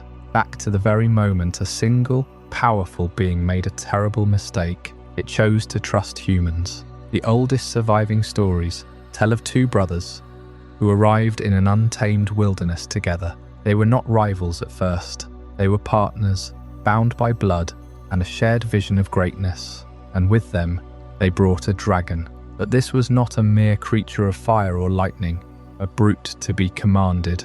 This was something entirely outside the natural order. A dragon of pure, unadulterated substance. They called it the original dragon. It was the most powerful being to ever breathe life into the Unova region. A singular entity of such immense cosmic energy that it could reshape the land with a mere thought, could calm seas and raise mountains as easily as you or I might draw a breath. The two brothers, who founded a nation on the pillars of truth and ideals, used this power to build a civilization that rivaled the ancient kingdoms of Kalos and Cinnabar. A great and prosperous nation rose from the earth, a testament to human ambition guided by a living God. The older brother believed in the purity of absolute truth, the unchanging objective nature of reality. The younger brother believed in the power of ideals, the ability to forge a better future from sheer will and hope. For a time, these two pillars held the kingdom aloft in perfect harmony. But pillars, when they begin to pull against each other, do not support the structure. They splinter it from within. They crush everything they were meant to hold up. The arguments started small, a disagreement over a border, a philosophical debate that soured into resentment. But the absence of compromise turned the brothers into bitter enemies. A house divided against itself cannot stand, and the House of Unova was tearing itself apart at the seams. The people chose sides. The armies formed.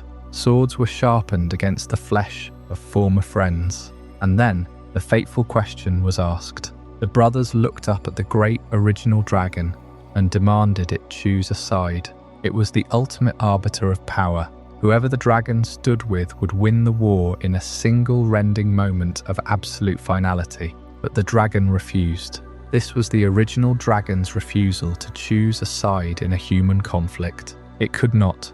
To choose the older brother's truth over the younger brother's ideals, or the younger's ideals over the elder's truth, would be to deny half of its own soul. The dragon was not a creature of one philosophy. It was the living embodiment of both concepts simultaneously.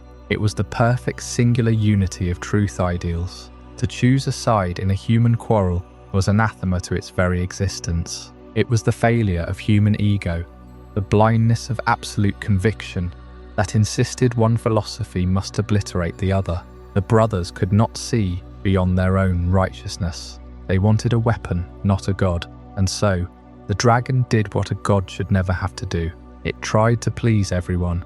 The refusal to choose did not save it. It damned it. The brothers, blind to everything but their own righteous fury, forced the issue. They did not simply fight each other. They fought the dragon. The immense psychic pressure of their conflict, the hatred, the absolute refusal to yield, shattered the original dragon's soul from within. There was no gentle separation.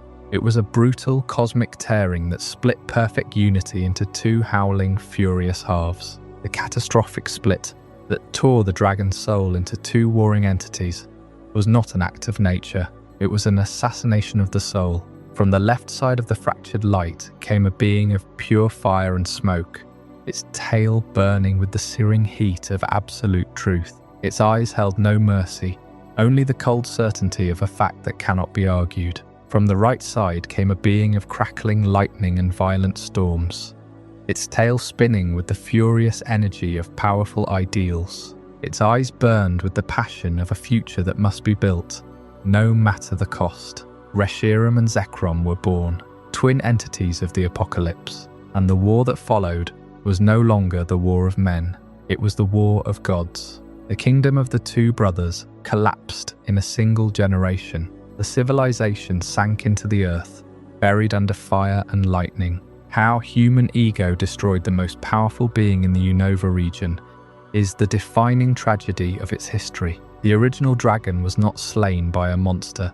It was not struck down by a rival deity. It was destroyed from the inside by the arrogance of the humans it loved. The most powerful being in the entire region was reduced to two screaming fragments of its former self, cursed to continue the argument its creators started. The region burned. The civilization crumbled into dust and ash. The brothers died, likely at each other's hands, leaving behind nothing but a fractured legend. And the dragons, now separate, now sworn enemies, vanished from the world of men. They retreated into the deepest caves and the highest peaks, waiting for the day when someone would call upon them again, waiting for another human ego to rise up and demand a champion for its absolute conviction. The world they left behind was broken. The argument was never settled. It was merely suspended, frozen in time like an unfinished sentence. Reshiram and Zekrom were not monsters. They were victims of a war they never wanted, split apart by a conflict they were forced to embody. The cost of holding on to truth without ideals, or ideals without truth, is a heavy burden that can shatter even a god. And that burden, the weight of absolute conviction, is exactly what we have to examine next. Up next is Chapter 13, Reshiram and Zekrom, the cost of conviction. The two brothers stood on opposite sides of the same fire.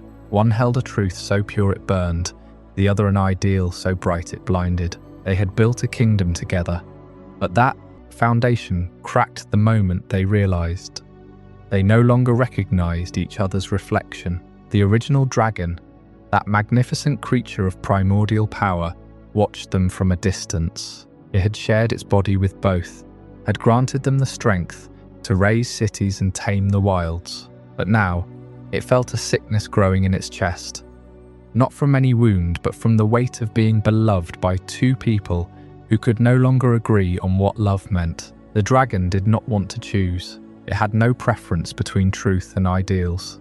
Both were necessary, both were beautiful, both were capable of creating worlds. But the brothers would not bend.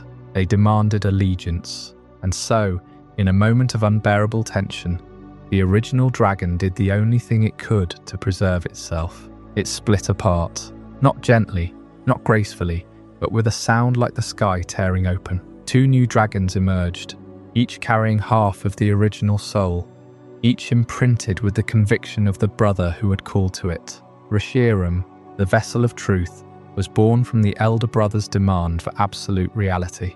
Its flame burned white, not with warmth, but with the cold clarity of a fact that could not be denied. Zekrom, the being of ideals, rose from the younger brother's passionate vision of a better world. Its lightning was not the simple crack of a storm. It was the electric certainty of a belief that could not be compromised. And in that moment of separation, the war began. Look at what we have done. We have taken a perfect thing, the harmony between truth and ideals.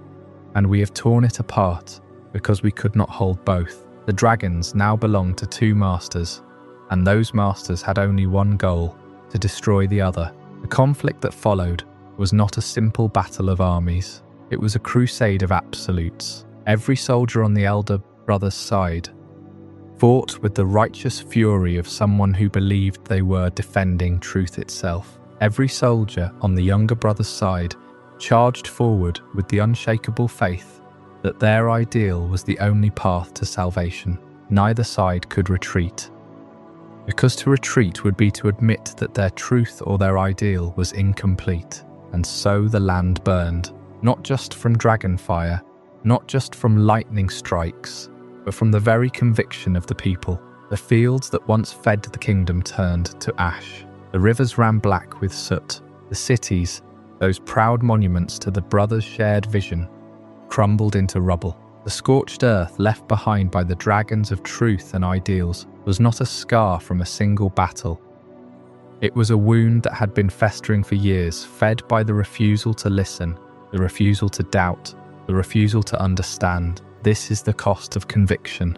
Absolute certainty, whether in truth or in ideals, leads only to total destruction. Because when you believe something so completely that you cannot even entertain the possibility of being wrong, you close the door to empathy. You stop seeing your enemy as another human being with their own valid reasons. They become an obstacle, a heresy, a thing to be erased. The dragons were not weapons, they were mirrors. They reflected the fatal flaw in human ideology. We are so desperate for meaning that we cling to our truths and our ideals as if they are the only things that matter.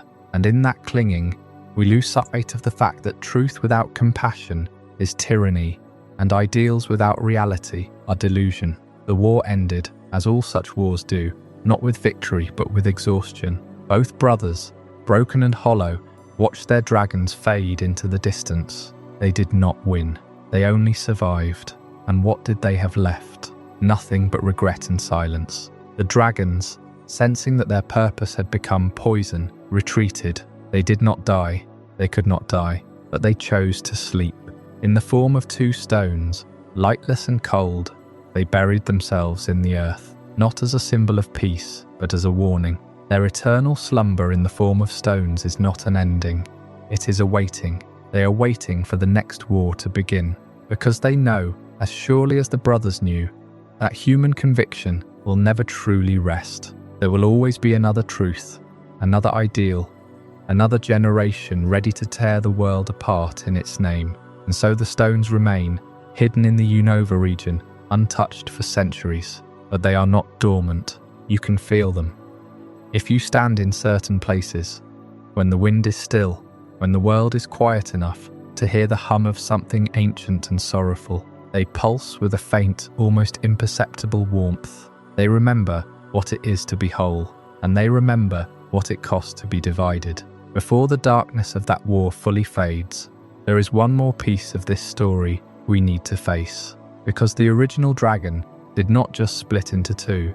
There was a third fragment, one that did not carry truth or ideals, but something far more hollow, something that fell to earth like a frozen tear, carrying the memory of what was lost. And that empty shell, that silent remnant, holds a secret that makes the war of the brothers seem almost merciful by comparison. But that is a story for another moment. For now, let the weight of these stones settle over you, and remember, conviction is a flame, and flames have never learned to spare what they love. The unmaking of a god is not a quiet thing. When the original dragon shattered over Unova, the two brothers took their pieces and waged a war that burned the entire region to ash. Reshiram carried the blinding flame of absolute truth. Zekrom carried the crackling storm of absolute ideals. And when the war was over, when the last ember died, and the last thunderclap faded into silence, something was left behind, something that should never have been. It was the shell, the hollow cast of the original being, the empty space where the soul used to reside. This remnant is what the world now calls Kyurem. It is not a third dragon. It is the absence that appeared when the whole was violently torn in two. It is the 0 point on the scale of creation, a creature defined entirely by what it lacks. Kyurem has no truth to speak. It has no ideals to chase. It is the living definition of a void, a negative space given flesh and ice. Every cell of its body is a reminder that it was never meant to exist on its own, but a vacuum is not a peaceful thing. Kyurem feels its own incompleteness, like a constant, screaming wound in the fabric of reality. Every single moment of its existence is a quiet torture, a reminder that it is half-born, a fragment of a whole that no longer exists. And so, it hungers, not for battle, not for conquest. It hungers for its other selves. It needs to absorb Reshiram and Zekrom. It needs to pull them back into the hollow cavity of its chest and try desperately to reconstruct the god that was lost. This fusion is not a merging of equals. It is an act of desperate consumption.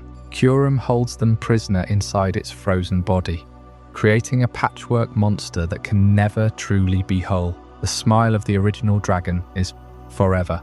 Only the blank, empty stare of the shell remains. Where does an empty shell go to wait out eternity? Deep within Unova lies the giant chasm, a crater torn into the earth by some ancient catastrophe, frozen into a permanent winter that never thaws. Some say the cold follows Kyurem, but the truth is far sadder. Kyurem chose the cold because it is the only thing that matches the absolute zero of its own soul. The wasteland is a monument to its loneliness, a sanctuary of stillness where the restless spirit of a broken god can exist without being reminded of the warmth and light it can never hold. It waits there, not with patience, but with the terrifying stillness of a glacier, totally silent, totally cold, totally aware of its own eternal solitude. The darkest secret of Kyurem is not that it is a monster. The darkest secret is that it is a reflection of a very human tragedy, the trauma of being broken and left behind, the long, slow decay of an identity that was stolen away. Kyurem does not have a grand plan for destruction.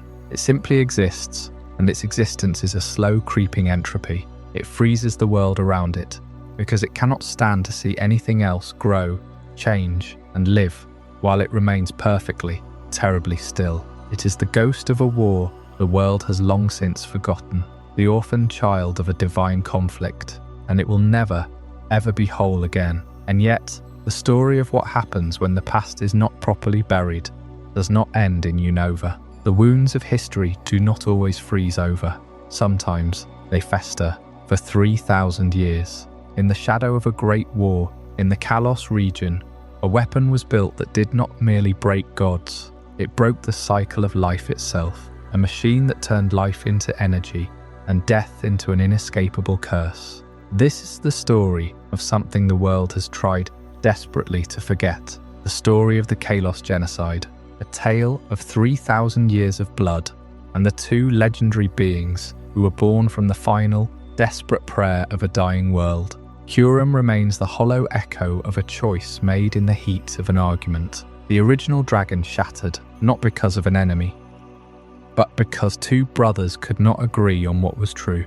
That fracture left a ghost of a creature wandering the frozen north, a living reminder of what happens when conviction turns to violence. But as devastating as that split was, it pales before the war that unfolded in a different region, a war that nearly erased an entire civilization from the face of the earth. To understand the darkest secret of Kalos, you have to understand what it means to lose everything, and then to refuse to accept that loss. 3,000 years ago, the Kalos region burned. It was not a quick skirmish or a border dispute. It was a war of annihilation, a conflict so relentless and so savage that it pushed the entire region to the brink of extinction. Armies marched across fields that had once been lush and green, leaving only ash and bone behind.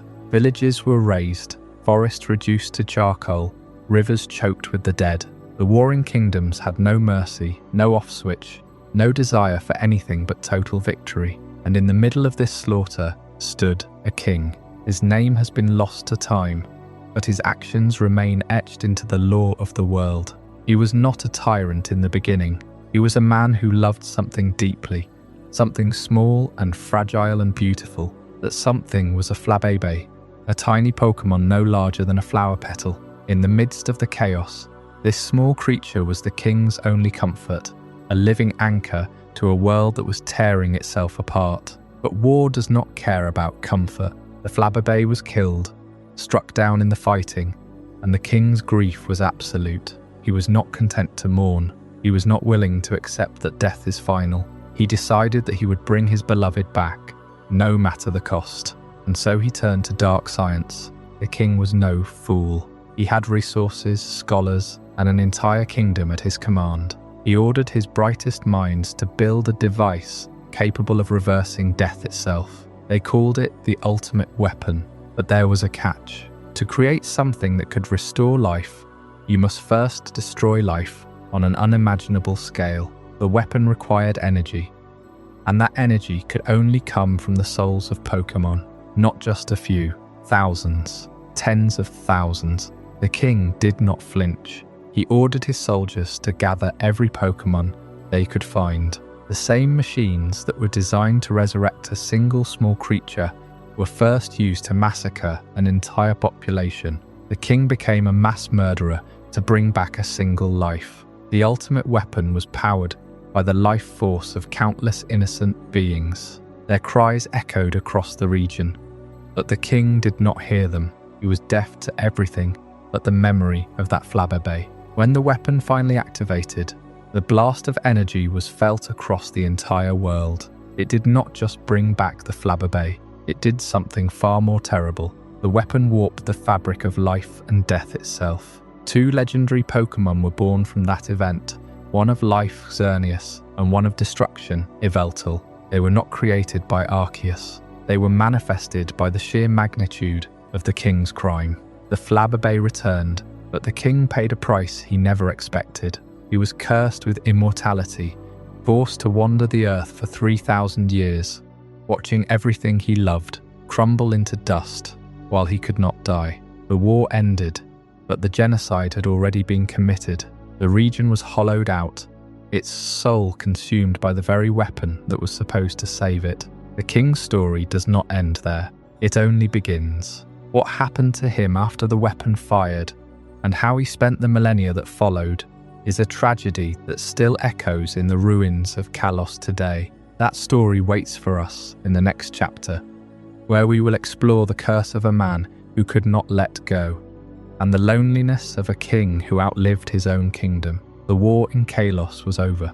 That was the truth Hayes had to face when the dust settled. He had built the ultimate weapon. He had fired it. He had turned the tide of a genocide with an act of total annihilation. His kingdom was saved. His people were victorious. And standing before him, impossibly, was his beloved Flabébé, restored from the fossilized remains he had clutched so desperately in the first days of the conflict. He had achieved the impossible. He had reversed death itself. But the machines of absolute power do not discriminate in their blessings. The same energy that poured life back into a single small Pokémon poured the lingering deaths of thousands into its creator. When the light of the ultimate weapon finally faded, the king who walked out of its chamber was no longer the man who had entered. He was taller. His form was stretched and distorted, as if the energy had pulled him nearly out of humanity itself. He was a giant, a wanderer, before he had ever taken a single step away from his throne. This is the cruelest irony of AZ's immortality. He did not intend to live forever. He fired the weapon to bring one life back, and in doing so, he absorbed the final desperate energy of all the lives that were lost to make that miracle possible. He gained eternal life by presiding over the mass death of his own people. Every cell in his body sang with a borrowed vitality that was never meant to be his. And for that sin, he was punished with the one thing no conqueror can escape: time. 3,000 years of it. An agonizing, silent wait for a forgiveness that would never come. His height became a curse. He could not blend in. He could not hide from the memory of what he had done, because his own reflection was a constant accusation. The AZ we meet in the modern era is a staggering figure, a giant who literally looks down on the world he once shaped. His appearance is a fossil of that day. The way he carries himself, the distance in his eyes, speaks of a man who has been walking for 3 millennia, carrying the weight of a murdered nation on his shoulders. He is not just a tall man. He is the physical manifestation of an unnatural lifespan. He is a monument to the moment he broke the world, and he spent those years searching, not for power, not for glory, but for the one thing his weapon could never grant his own heart: closure. He wanted to apologize. He wanted to explain. But the region he saved feared him. The descendants of the people he protected built a civilization on the graves of his victims. And they forgot him. Or worse, they turned him into a legend, a cautionary tale, a ghost that still walked among them, unable to find peace. He waited for his people to forgive him, but they never could. Because how do you forgive a god who saved you by damning himself? He eventually found his way back to the machine. He went into hiding, waiting for someone, anyone, to understand. When he finally revealed himself to a new generation of trainers, it wasn't to reclaim his throne, it was to undo the very foundation of his kingdom. He helped dismantle the weapon. He watched his final connection to the past break apart, and yet the curse remained. He was still a giant. He was still walking. He was still waiting. The world moved on without him, cycling through seasons and centuries, while he stood frozen in a single moment of grief. He had traded the death of his friend for an eternity of solitude. And the arithmetic of that trade never stopped haunting him. Every morning he woke. He remembered the weight of the switch, the flash of light, and the silence that followed. But AZ's sorrow is not the only ghost that lingers in the soil of Kalos. The same war that broke a king unleashed something far more feral into the world. A spirit was born from the collective rage of every soldier who fell in that conflict. It has no king. It has no remorse. It only watches from the shadows, feeding on the spirit of the fallen. Its name is Marshadow, the spirit of the fallen. When AZ fired the ultimate weapon, he did not end a war, he ended a world. The bodies did not just fall, they dissolved into the very soil of Kalos, their blood soaking the ground so deeply that the earth itself turned dark with memory. And from that darkness, from the long shadows cast by a dying sun over a dying kingdom, a new presence was born. It was not a creature of flesh and blood. It was not a ghost in the traditional sense, not a single soul tethered to a single tragic death. It was a gathering, a slow, patient condensation of everything that had been lost. The final screams of 10,000 soldiers, the last thoughts of young men who saw their hometowns burning in the distance and knew they would never return. The regret, the betrayal, the bone-deep terror of dying for a cause that had already rotted from the inside. These things did not vanish into the ether. They sank, they pooled, and from the shadows of the Kalos battlefields, Marshadow stirred. You must understand what this means for the spirits it carries. These were not noble deaths. The warriors who fell in this war died in vain. Their king had lost his mind to grief. Their generals had sold their loyalty for promises of power. There was no honor on that field. There was only meat and mud and the slow crawl of exhaustion. When a soldier took his final breath, there was no angel waiting for him, no light at the end of the tunnel. There was only the shadow on the ground, reaching up, folding around him, absorbing him. Marshadow became the collector of the forgotten, the keeper of the souls that history would never write poems about. Can you imagine the weight of that? To be the archive of a genocide. Its form is deceptive, painfully so. Marshadow is small, almost fragile. It moves like a puppet whose strings are being pulled by a child, darting and twisting in the dark. But that smallness is a lie. It is a vessel. And inside that vessel is an ocean of eternal rage. Not its own rage, you must remember. It has no ego, no personal vendetta. The rage it carries belongs to the dead. It is their fury, compressed into a single dense point of pure inertia.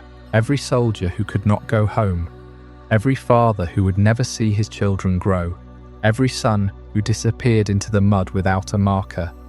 They are all screaming inside Marshadow, trapped, waiting, and that pressure has built for 3,000 years. a tiny body holding the fury of a world that refused to learn. It would be easy to mistake this being for a monster, but monsters act. Marshadow waits. If you look closely at the history of human suffering, you will find a silent shadow standing in the corner every room.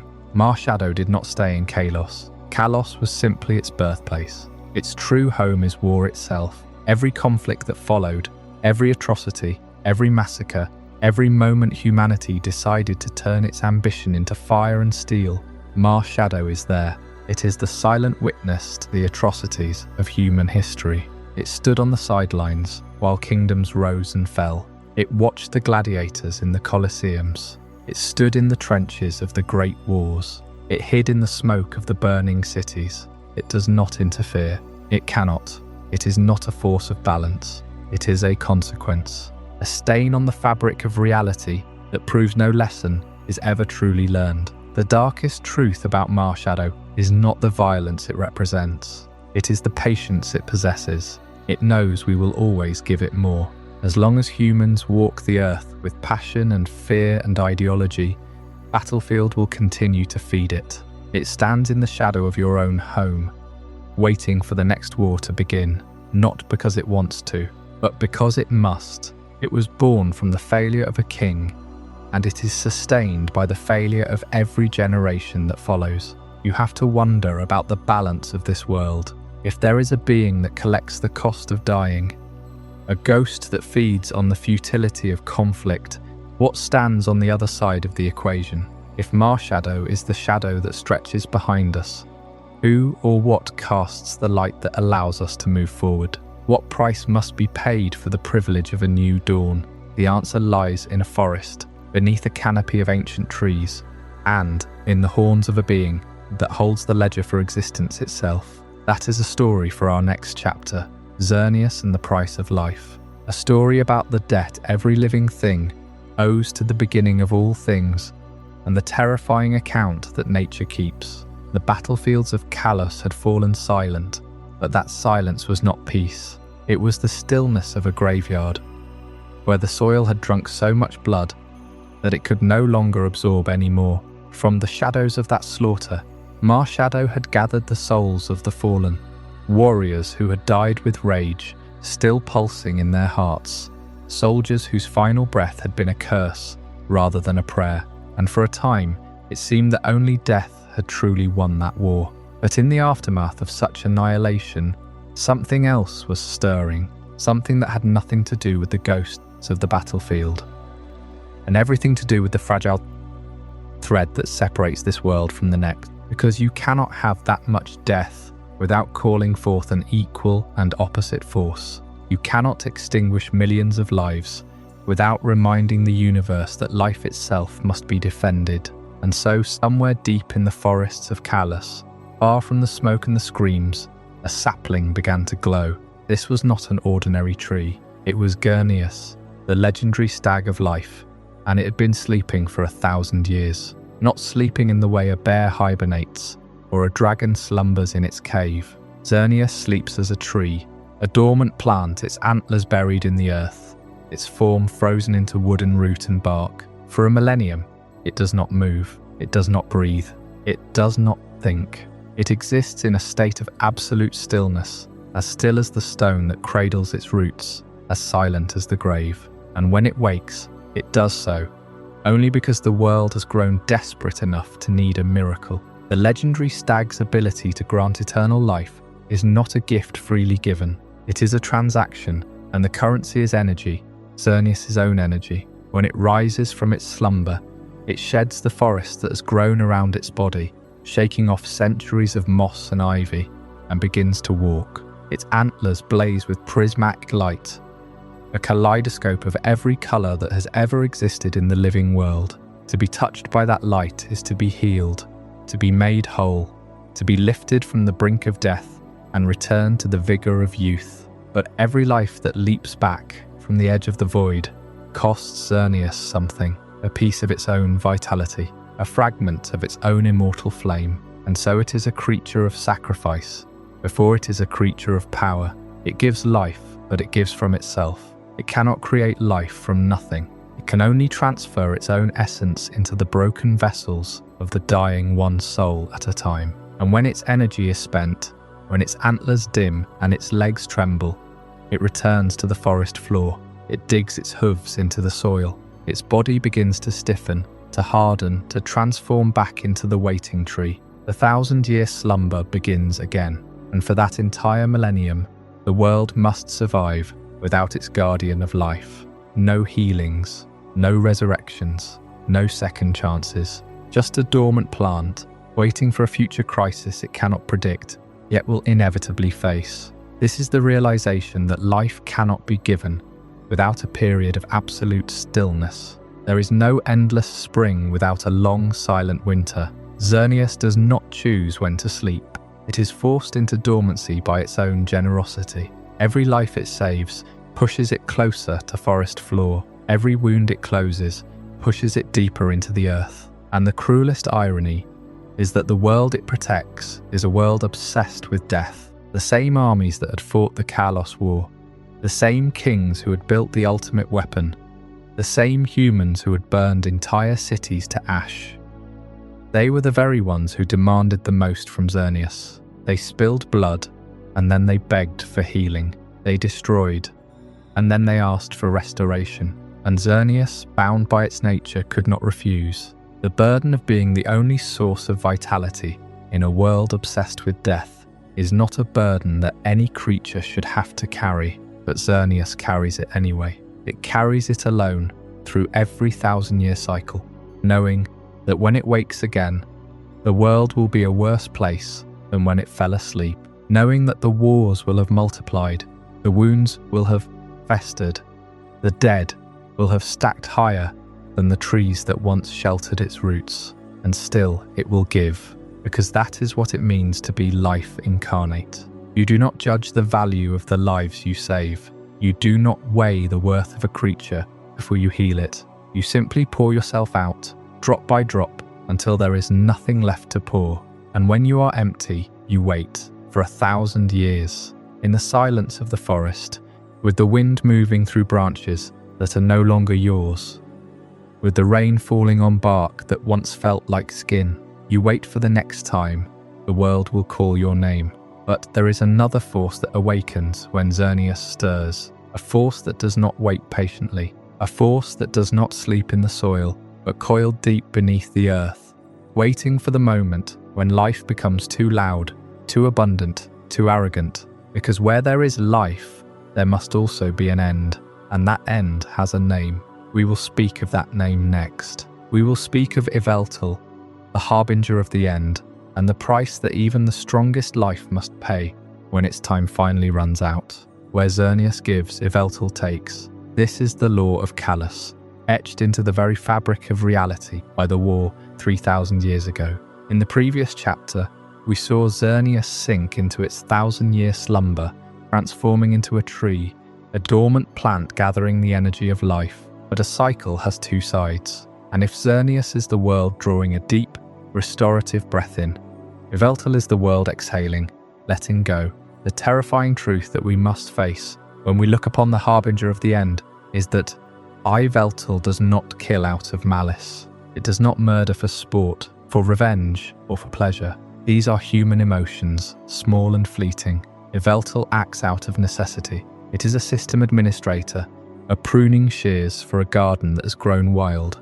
It is the winter that must come after the autumn, the night that swallows the day. It is not evil, it is a function. To understand Yveltal, you must understand the dark secret at the heart of the Kalos cycle, the equation that governs all life.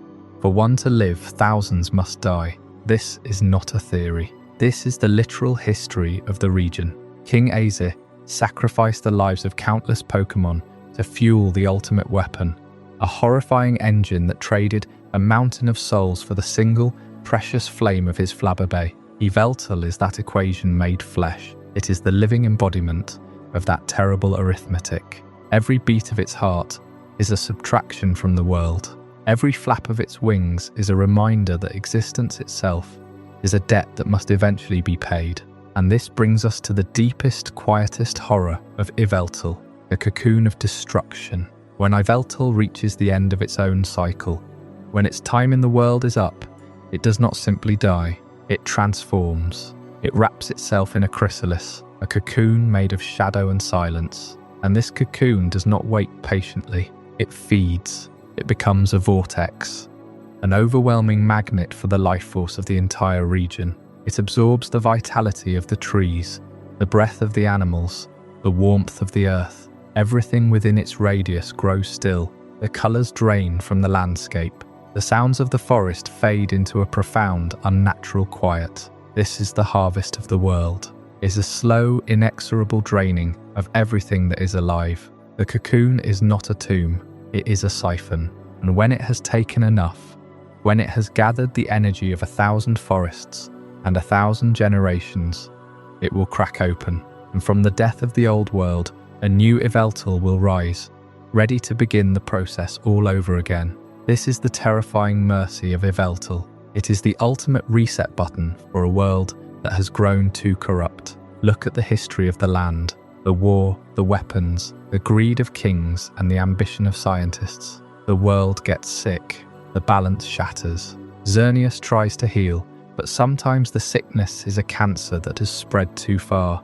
In those moments, Yveltal does not offer a cure. It offers a scorched earth. It offers a complete and total end so that a new beginning is possible. It is not a destroyer of worlds. It is a purifier, the flame that burns away the rot so the forest can grow again. Think of the weight of that responsibility, to be the one who must bring the end, to know that every life you take is necessary, but to feel the silence that follows.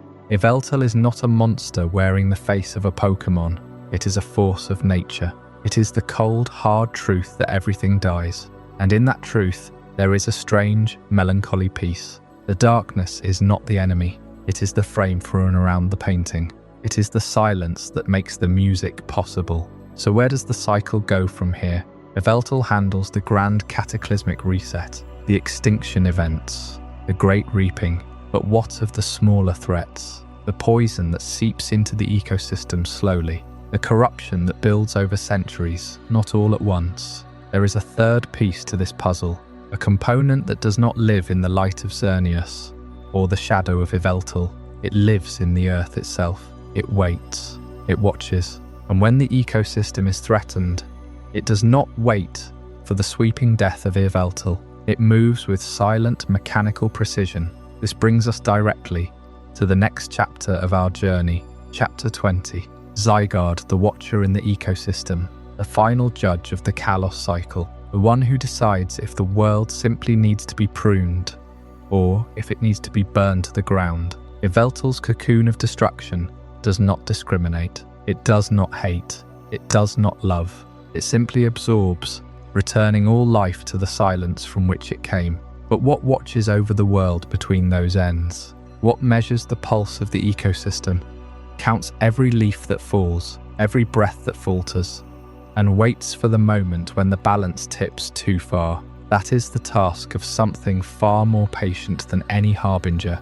That is the role of Zygarde. Across every continent, buried in soil, drifting through the air, resting in the deep currents of rivers and oceans, lie thousands of tiny green and black cells. They are invisible to the naked eye, smaller than a grain of sand, yet each one contains a fragment of a singular consciousness. These cells are the eyes of Zygarde. They do not think individually. They do not feel. They simply observe, recording every change in the environment, every fluctuation in the population of a species, every shift in the temperature of the planet. They are a silent surveillance network that has been in place since before humans ever walked the earth. When a cell detects a disturbance large enough to threaten the natural order, it sends a signal. Other cells respond, converging, linking, forming a larger structure. A single cell becomes a cluster becomes a core, and a core becomes the first step towards something far more formidable. This is not a creature that appears without cause. Zygarde only manifests when the ecosystem is in danger. It does not interfere with the daily struggles of life and death. It does not prevent the extinction of a single species out of compassion. It acts only when the entire system is at risk of collapse, and that is where its role as executioner begins. Zygarde does not negotiate, it does not explain. When it decides that a threat must be removed, it removes it with an efficiency that borders on mechanical. The cells that once watched from the shadows now form a body. First a simple dog-like form, still small, still capable of retreat. But if the threat persists, the cores assemble further, the form grows. It becomes more powerful, more deliberate. And if the danger is truly catastrophic, if the balance of the world itself is at stake, Zygarde takes its complete form. That form is a towering serpent of black and green, a creature of unmatchable physical strength, and a will that is utterly unbreakable. It is said that the complete form of Zygarde possesses enough raw power to stand against the gods themselves. Not to defeat them necessarily, but to match them, to hold them at bay, to ensure that no force, divine or otherwise, can tip the scales too far. This is not a guardian that protects individuals. This is a weapon designed to fight other weapons. A judge that speaks only in the language of annihilation. Yet Zygarde is not malevolent. It holds no anger, no desire for revenge. Its cold, calculated neutrality is perhaps the most terrifying thing about it. It values the planet over its people. It would destroy an entire civilization, without hesitation, if that civilization threatened the survival of the ecosystem, and it would do so without a single thought of regret. Because Zygarde does not understand morality as we do. It does not weigh the value of a human life against the value of a tree. It sees only the balance, and when that balance is disrupted, it restores it by any means necessary. There is a story, whispered among the few who have studied its nature, that Zygarde once appeared in a region where a powerful team of humans had built a machine that would drain the life force from the land. The cells gathered slowly, over weeks, unnoticed. By the time the team realized what was happening, Zygarde's complete form had already surrounded their facility. It did not break down the doors. It did not demand surrender. It simply absorbed every drop of energy the machine had stolen, then turned the facility itself into a patch of fertile soil. No human was harmed, but the machine was gone. The project was erased, and the team understood that they had been given a warning, not a mercy. That is Zygarde's way. It does not punish, it corrects. It does not warn, it adjusts. And when the correction is complete, it dissolves back into cells, scattering across the world once more, returning to its silent vigil. It waits, it watches, it knows that the cycle will continue, that somewhere another threat will rise, another imbalance will form. And when that moment comes, it will assemble again, as cold and as patient as ever. But what happens when the threat is not from the earth itself? When the imbalance comes from beyond the sky? When a creature of alien origin falls from the stars and begins to consume the energy of an entire region? That is a threat that even Zygarde might struggle to contain. That is the story of the Galar Meteor and the alien Parasite. A creature that did not evolve on this planet, that does not obey its rules, and that does not care about the balance of any ecosystem. A darkness that fell from space, bringing with it a catastrophe known as the Darkest Day. 20,000 years ago, a meteor fell from the void of space and struck the ancient land that would one day be called Galar. That meteor carried no ordinary stone. It bore a creature unlike any other in the known world, a parasite. An alien, a being that had travelled across the stars not to explore, but to feed. In the previous chapter, we spoke of Zygarde, the watcher in the ecosystem, whose scattered cells monitor the balance of nature on Earth. But Zygarde was designed for threats that arise from within this world, fractured ecosystems, rampaging titans, the slow poison of human ambition. It was never meant to face something from beyond, and yet, when that meteor broke through the atmosphere, it carried a horror that no guardian could have anticipated, a horror that would in time become known as Eternatus. The creature's arrival was silent. No explosion shook the land. No great crater scarred the earth. The meteor simply buried itself deep beneath the surface, and for millennia Eternatus slept. It waited. It grew stronger in the dark, its alien biology slowly adapting to the planet's energy, because that is what Eternatus does.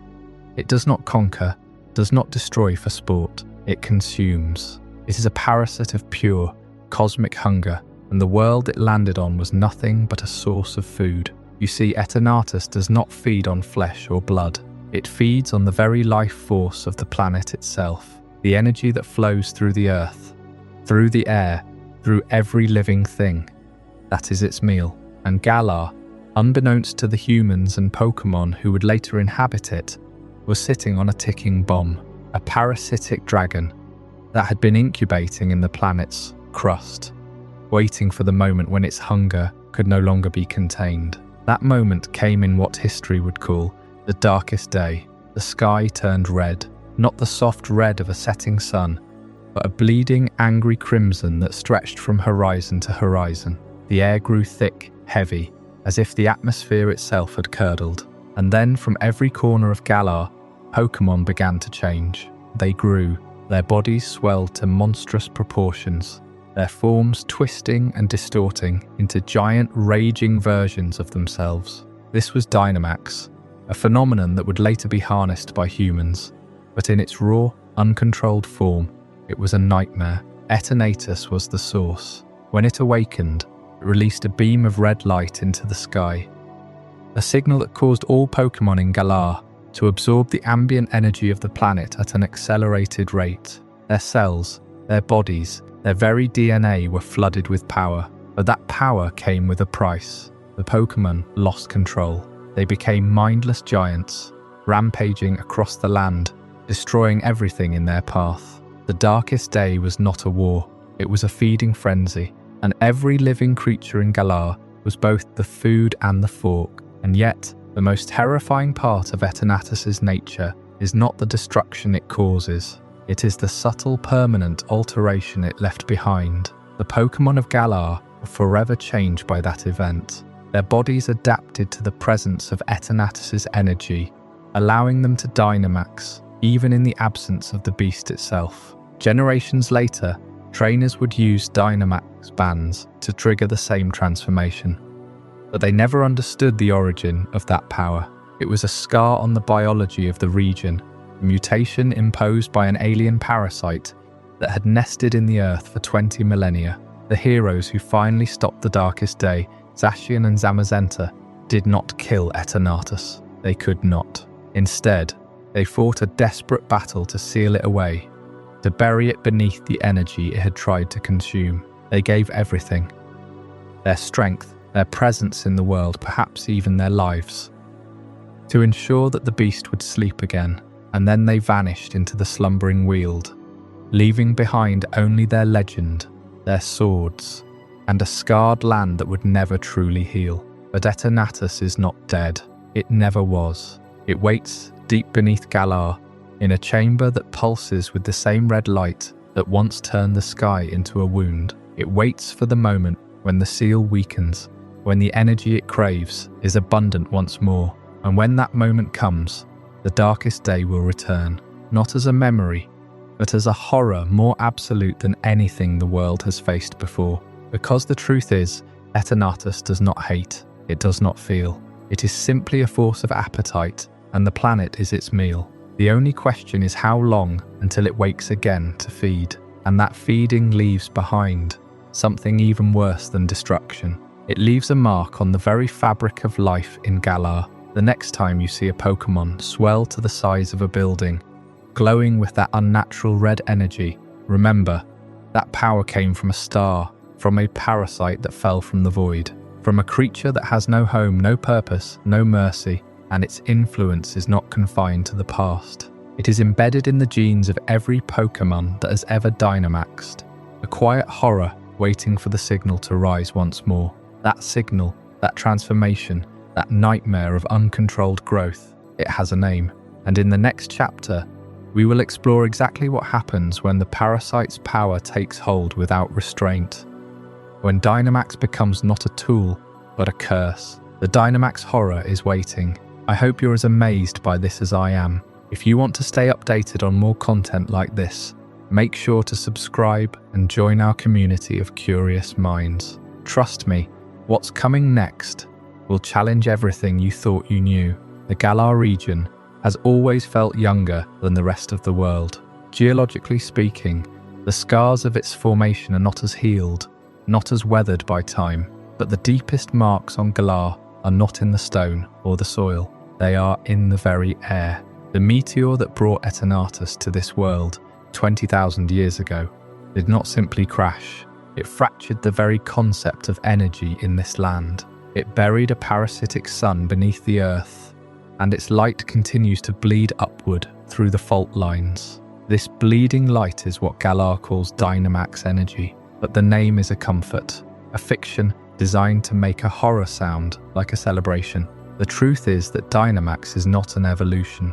It is not a natural state of being. It is a corruption. When a Pokémon stands upon one of the power spots scattered across the region, those places where the influence of Eternatus seeps through the crust like infection from a wound that will not close, it is not being empowered, it is being infested.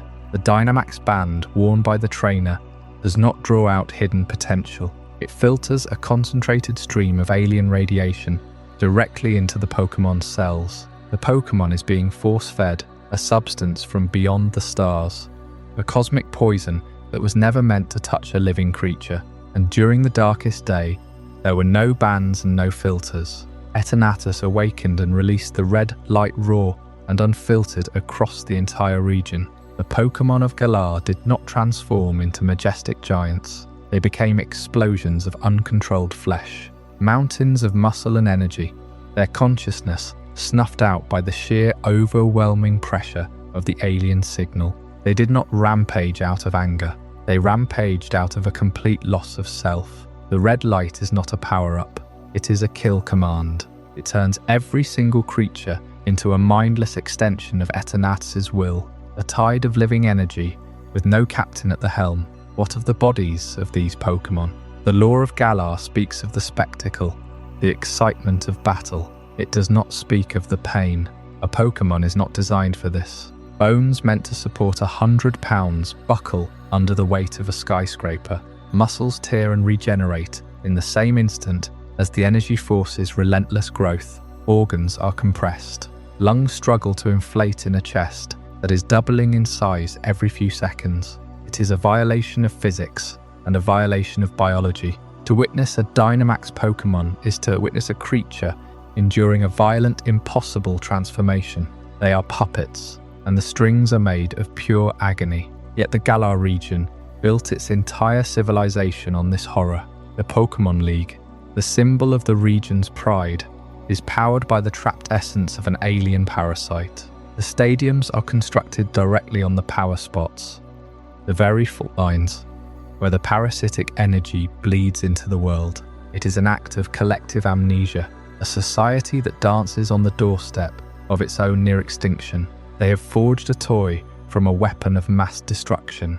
The children of Galar grow up dreaming of Dynamaxing their partners, never knowing that the glowing red clouds above the stadium are the diluted poison of a cosmic terror.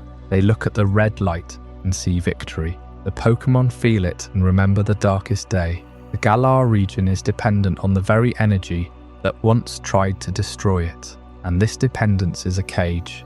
It means Galar can never truly heal. It cannot remove the parasite from the earth, because the entire structure of the region is built upon the foundation of its power.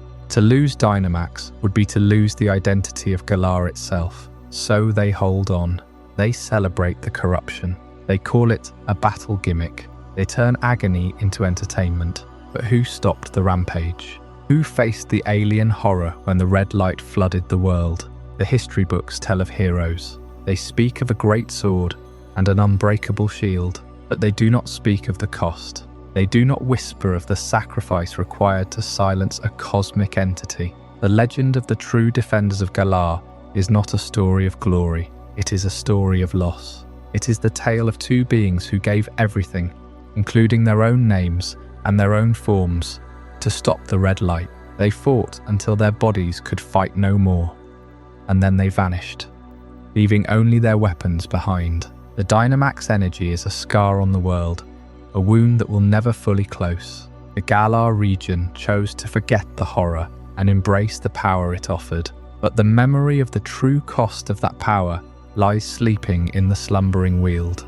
We know the names of the heroes who faced the nightmare in the ancient past, but we do not know the truth of their sacrifice. What does it mean to be a hero when the fight leaves you broken, forgotten, and sleeping in the quiet woods while the world moves on without you?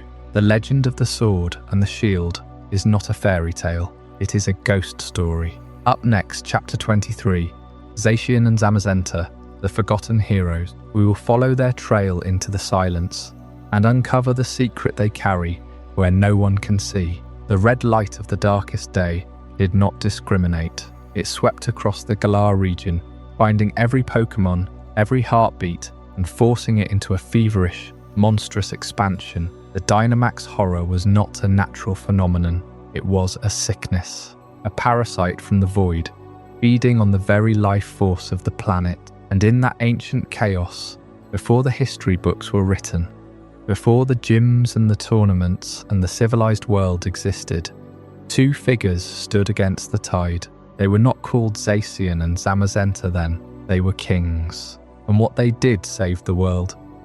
But it cost them everything. The first darkest day was not a moment, it was an age of absolute madness. Eternatus, the alien core of the catastrophe, did not simply arrive. It burrowed into the earth, its energy poisoning the land, causing the very stones and trees to swell with a terrible, uncontrollable power.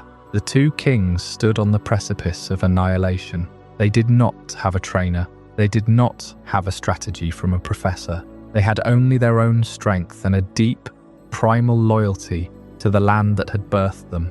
The sacrifice of the two kings to stop the first darkest day was not a single glorious charge. It was a prolonged, desperate war of attrition against a force that did not tire, did not feel, and did not understand mercy. They fought not for glory, but because there was no one else who could. They wielded ancient weapons. The elder brother carried a sword, a blade forged from the very metal of the region, imbued with the power to sever the connection between Eternatus and its prey. The younger brother carried a shield, an unbreakable bulwark designed to absorb the devastating blasts of energy that threatened to flatten every mountain and every city. But a fight against an alien parasite is never clean. The sword was chipped. The shield was dented and scarred. They did not emerge victorious in the traditional sense. They emerged broken.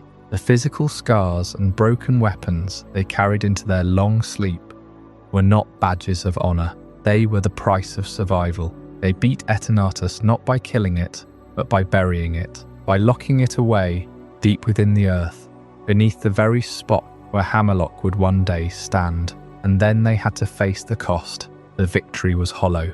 To seal the wound, the two kings poured every last reserve of their power into the prison.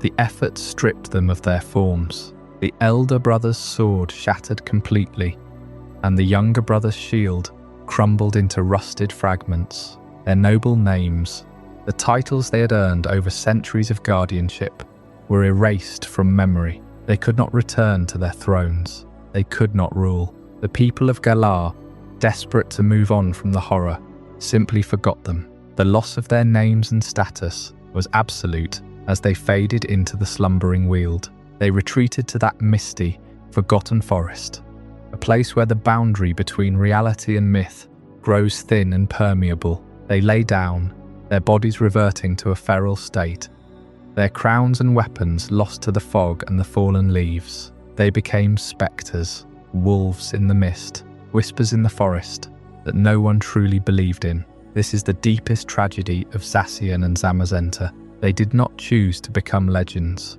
They were forgotten so thoroughly that when the threat returned, when the darkest day rose again in the modern era, the world had no memory of what they were.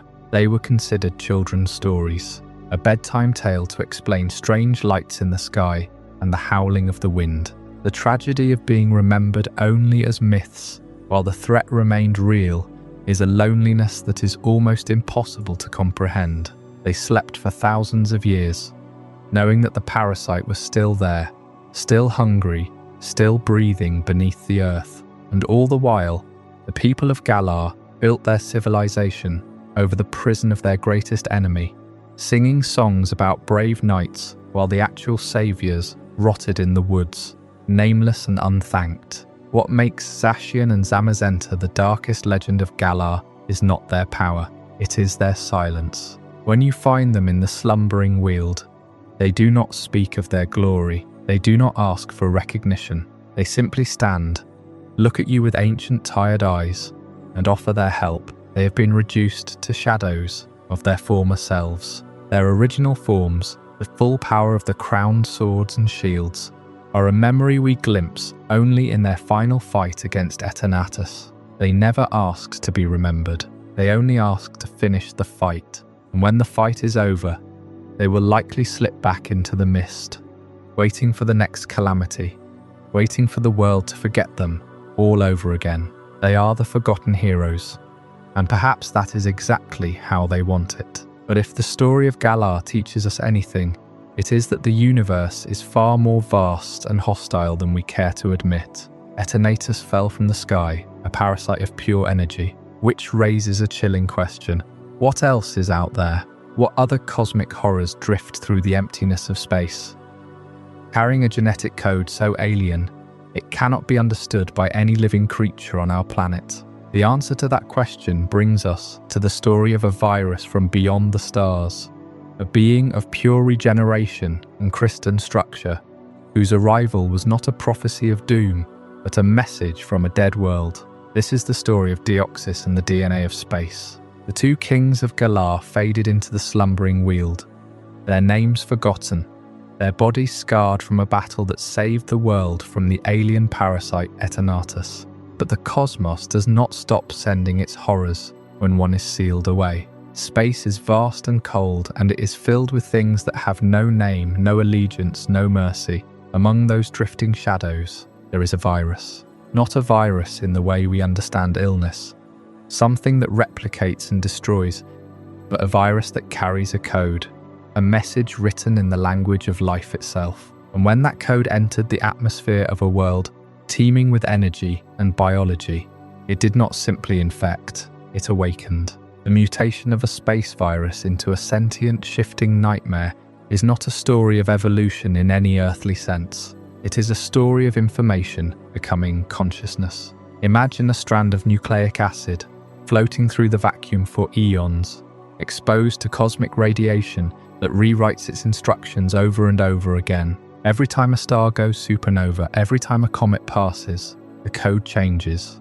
It learns, it adapts. It becomes something that does not just survive, it thinks. And then one day it finds a planet. It burrows into a meteor, wrapping itself in stone and ice, and it falls toward the blue world below. That meteor is not a delivery system, it is a womb. When the meteor struck the ocean near the Hoenn region, the impact sent ripples across the planet. Ancient records describe a flash of light that turned night into day, followed by a silence that lasted for hours. The water steamed, the air crackled, and from the crater something rose. It was not a Pokémon in the way we define them, not a creature born of egg or evolution, but a construct of pure alien purpose. Its body was a mass of tendrils and crystalline fibers, a red core pulsing at its center like a beating heart of electricity. It had no eyes, yet it saw. It had no mouth, yet it screamed, and it was terrified. Deoxys, for that is what it would later be called, did not arrive with malice. It arrived with confusion. It had never known gravity. It had never felt atmosphere. Its mind, shaped by the void, could not process the sheer density of life around it. Every living thing was a signal, a frequency, a data stream, and in its panic it lashed out. But there was something else in that sky, something that had been watching the planet for millennia, waiting for threats from above. Rayquaza felt the meteor's fall. The Sky Guardian, slumbering in the ozone layer, sensed a disruption, a foreign energy that did not belong.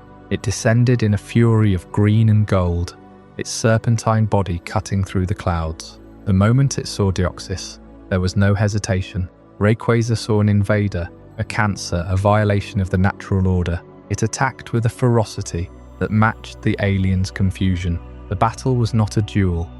It was a collision of two worlds, two laws, two forms of existence that had never been meant to meet. Deoxys' arrival on a Meteor and its immediate conflict with Rayquaza became the stuff of legend. But what makes this encounter truly terrifying is not the clash of titans. It is the fact that Deoxys was not fighting to conquer, it was fighting to understand. Every blow Rayquaza landed, Deoxys absorbed. Every wound it received, it studied.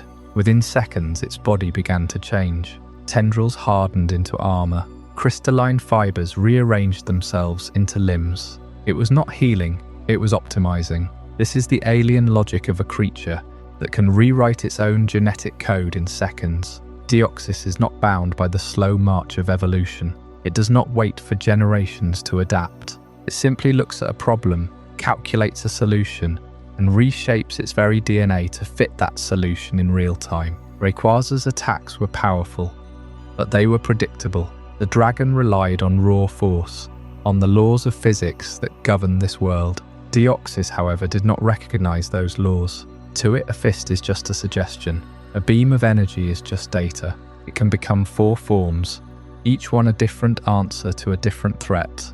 A defensive wall of crystal, a lightning-fast striker, a living fortress of regeneration, and an offensive form that channels raw psychic power into a single point of annihilation. It is not a creature with abilities. It is a creature that writes its own abilities as it fights. That battle ended not with a victor, but with a retreat. Rayquaza drove the alien back into the upper atmosphere, but it could not destroy it. Deoxys vanished into the ozone, not dead but waiting, and that is where the fear deepens. The fear that more of its kind are drifting in the cold vacuum of space is not paranoia.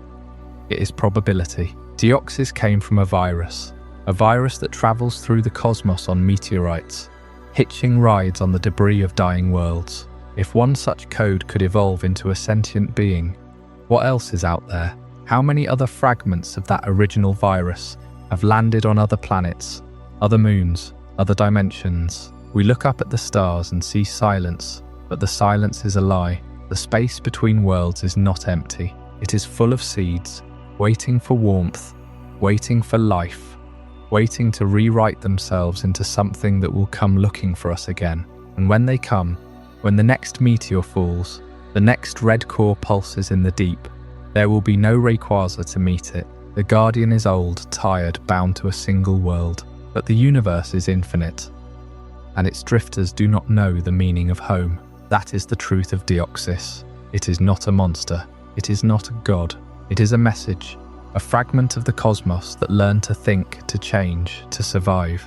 And messages once sent are never alone. Somewhere, beyond the light of the last star, another one is falling. And when the light finally leaves our sky, it will not be a star that steals it. It will be a darkness that feeds on radiance itself. That creature, the one that has been crawling across the void, draining every color it touches, is waiting just beyond the next shadow. Its name is Necrozma, and it has been called the Thief of Light. But when you learn what it truly steals, you will understand that some hungers cannot be satisfied. They can only be fed. Deoxys was a story of chance, a virus from the void that stumbled into intelligence, a creature of shifting DNA and violent instinct. It arrived on a meteor, clashed with an ancient guardian, and then vanished back into the black, a contained anomaly, a brief screaming moment of cosmic conflict. But the Ultra Dimension holds entities whose existence is not a mutation of biology, but a fracture in reality itself. And none is more fractured than the one that feeds on light, the one who has become synonymous with theft and starvation, the one whose very name is a synonym for desperate, endless hunger.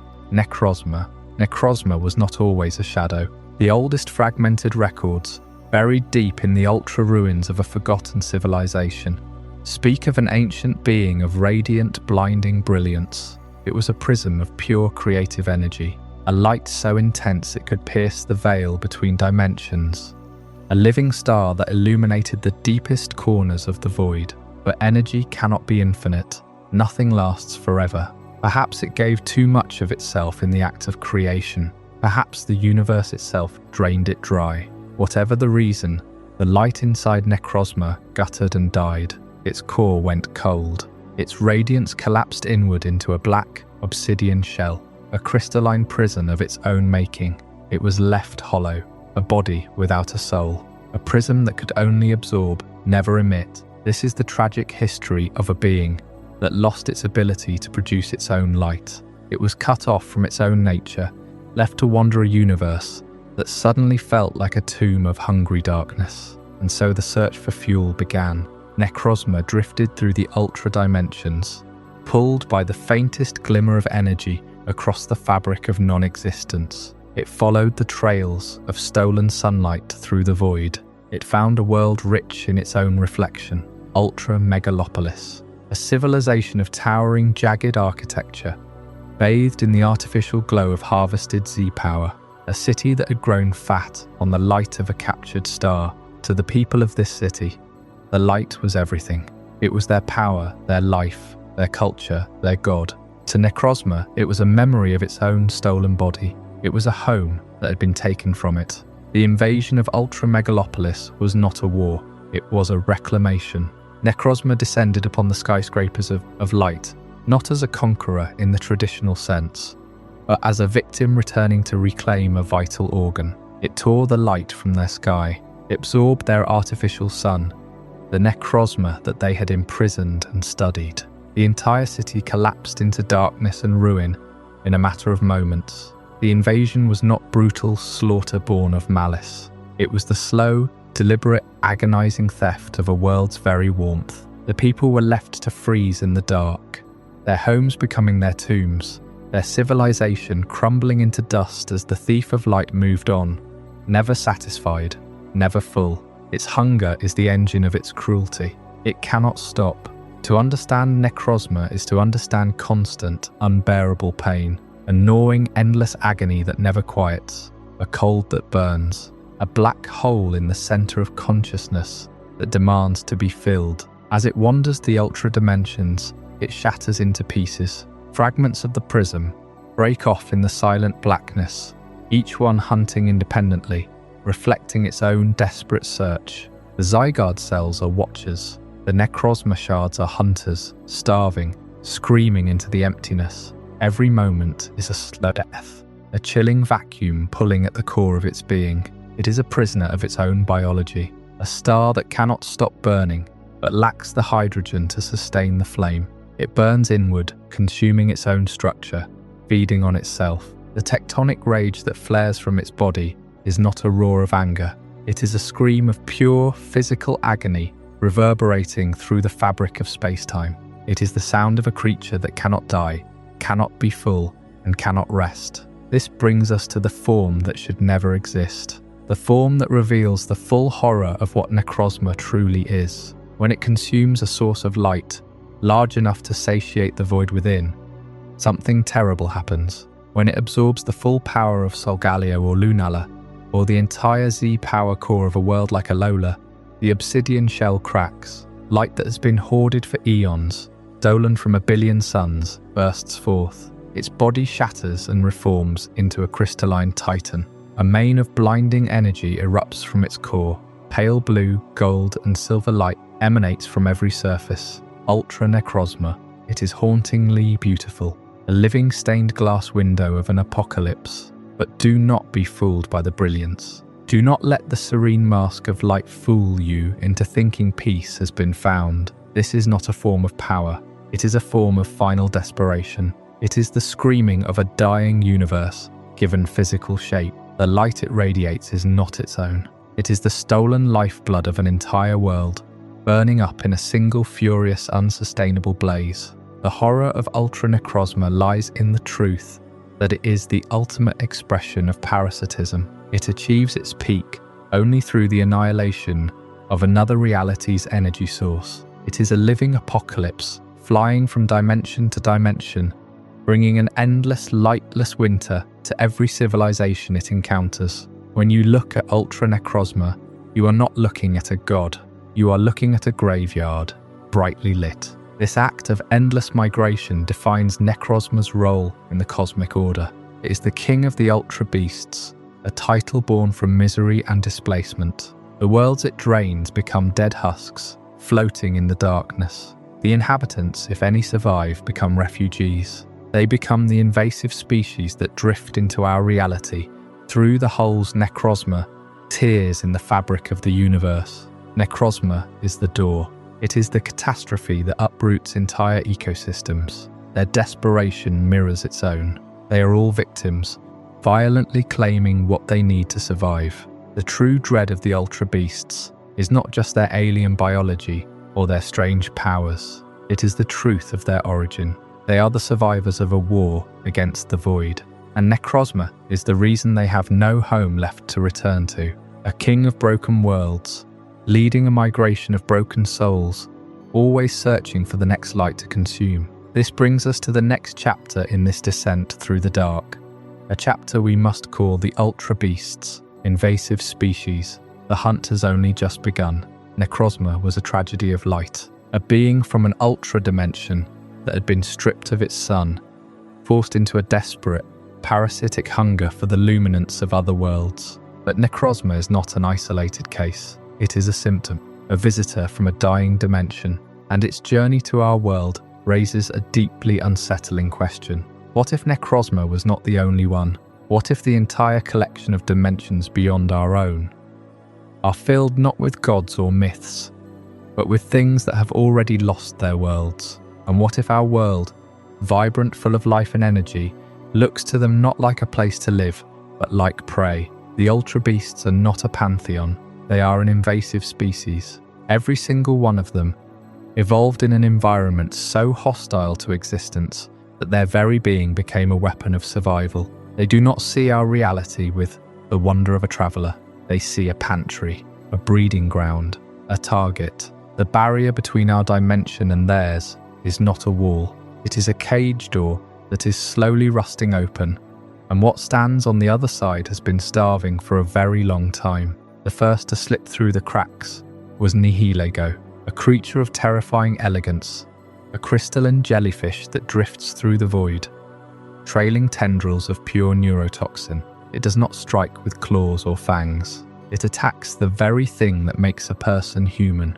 The venom it secretes does not kill the body, it dissolves the will. Victims describe an overwhelming ecstasy, a feeling of being cradled by the void, as if they have finally come home. But while they float in that false happiness, the Nihilego is drinking their identity. It steals memories, desires, personality, until the host is nothing but a hollow vessel, a puppet moving to the creature's silent whims. It does not just control you, it makes you love being controlled. There is a reason the Aether Foundation was so dangerously obsessed with these beasts. Lusamine did not simply make a deal with Nihilego, she was consumed by it. She became a painting on its wall. The true nightmare of the Ultra Beasts is not that they are powerful, it is that they do not need to break your bones to break you. And then there is Guzzlord. If Nihilego is the subtle artist of collapse, Guzzlord is the demolition of the entire canvas. Its home dimension is no longer a place, it is a memory. Guzzlord ate it, everything. The mountains, the seas, the cities, the sky. Its hunger is infinite, an endless nuclear furnace that drives it to consume without stop. It does not eat to survive, it exists to eat. Throughout Alolan history, records speak of a destroyer that came from a hole in the sky and devoured entire islands until the landscape was as barren as the surface of the moon. It does not corrupt you, it does not puppet you, it simply makes you not exist anymore. It turns cities into silence, it turns forests into desert. Where Guzzlord walks, the world shrinks. The ultra wormholes are the most terrifying part of this equation. They are not stable. They are tears in the fabric of reality. A biologist in Alola, a man studying the ecosystems of these beasts, once described the wormholes as a window into a house that is on fire. The creatures rushing out are not invaders in the strictest sense. They are refugees fleeing a burning building. But the tragedy is that the building they are fleeing is their entire universe, and the fire is their own nature. The fragile curtain between our world and the ultra-deep sea is only held shut by a thin thread of space-time. Every wormhole that opens is a reminder that the locks on our universe are cheap. What is guarding us? Nothing. Just the luck that the monsters have not yet found a way to force the door wide open. But the door is not the only way in. There is a creature in the world that does not need a wormhole. It carries its own portals with it. It holds the keys to every dimension in its hands, bound by rings that bend the laws of physics, and it is driven by a greed so vast it could swallow the sun. It does not play by the rules of the cosmos. It bends them with a laugh. This is the story of Hooper and the sin of greed.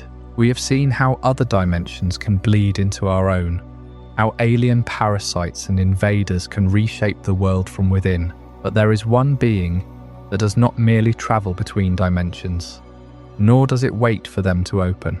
It tears holes in the fabric of reality with the casualness of a child unwrapping a gift. And what it does with those holes is not survival, not conquest, but something far more troubling.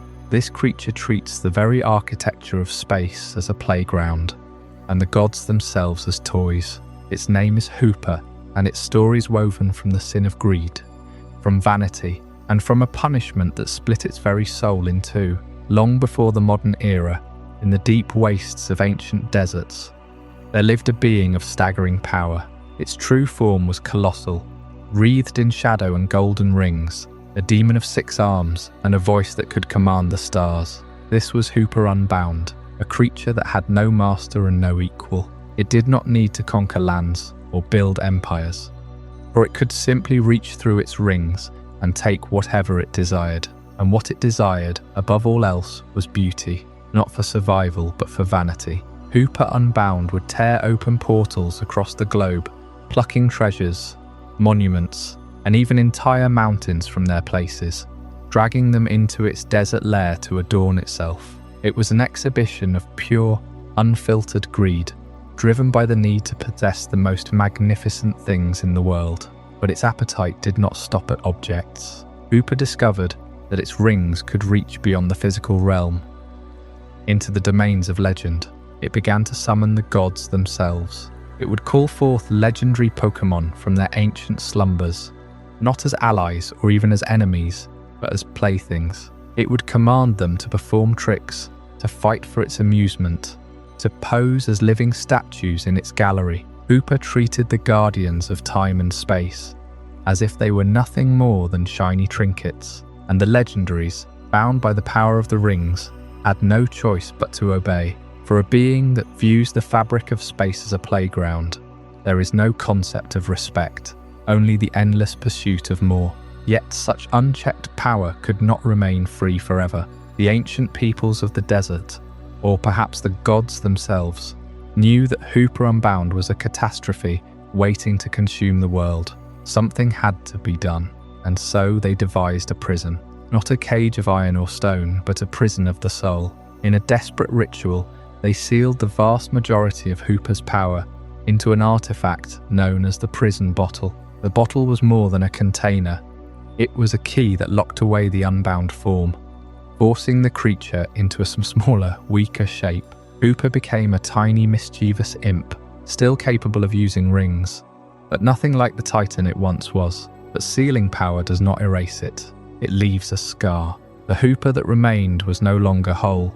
Its original personality, the greedy, vain, destructive force, was still in there, buried in the bottle. Over centuries, the two halves began to diverge. The imprisoned power, the unbound form, developed a hatred for the world that had trapped it. The smaller form, the Hooper we know from the games and the anime, retained a childlike curiosity, but also carried a deep, unspoken sadness, a memory of what it had lost, or perhaps what it had been. This split personality is the tragedy of Hooper. It is a being that cannot reconcile its own nature, forever locked in a battle between the desire to take everything and the fragile peace of being contained, and the danger has never passed. The prison bottle can be broken. If it is shattered, Hooper Unbound returns, and with it, the summoning of legendary gods resumes. The last time it happened, entire civilizations were thrown into chaos. Temples rose in the wrong places, rivers flowed backward, and legendaries were forced to dance for a laughing giant. It is a chilling thought that any moment, someone could find that bottle and unleash the greediest creature in existence upon the world. Where do we go from here? When even the gods can be summoned as playthings, perhaps the answer lies not in the past, but in the quiet hum of progress, in the steam that drives new inventions, in the hearts of creatures who were built, not born.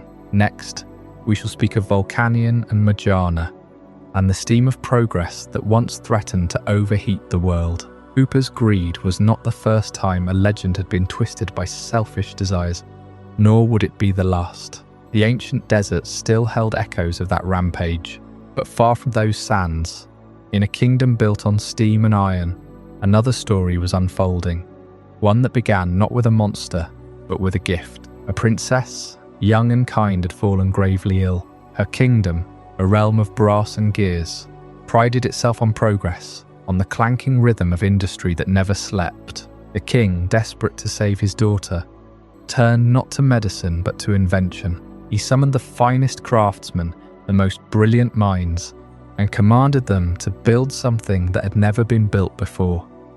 A living doll, a mechanical companion that could share the princess's soul. And so Magearna was created. She was not a weapon, not a tool of war, but a vessel, love, or so the story began.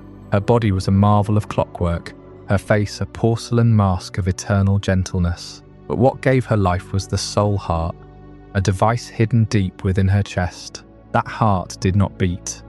It hummed with a resonance that could only be charged by the emotions of others. To power Magearna, the princess had to pour her own joy, her own memories, into that mechanical core. The dark secret of the soul heart was not that it could be drained, but that it could be consumed.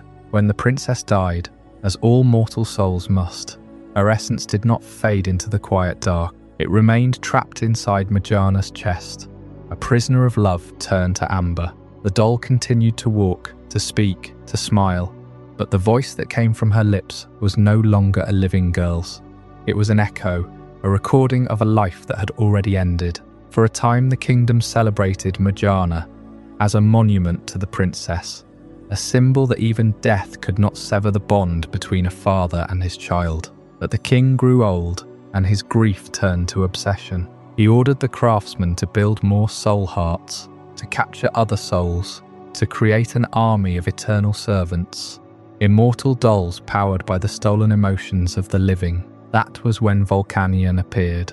Volcanion was not born of steel or gears. He was a creature of steam and pressure, a force of volcanic rage that lived in the mountains above the kingdom. He had watched the humans from afar, their smokestacks, their endless hunger for more. But he had also seen Magearna, the first one, the one with the princess's eyes, and he recognized the sadness in her movements. He knew what they had done to her. Volcanion's hatred for humans was not born from a single act of cruelty. It was the accumulation of centuries.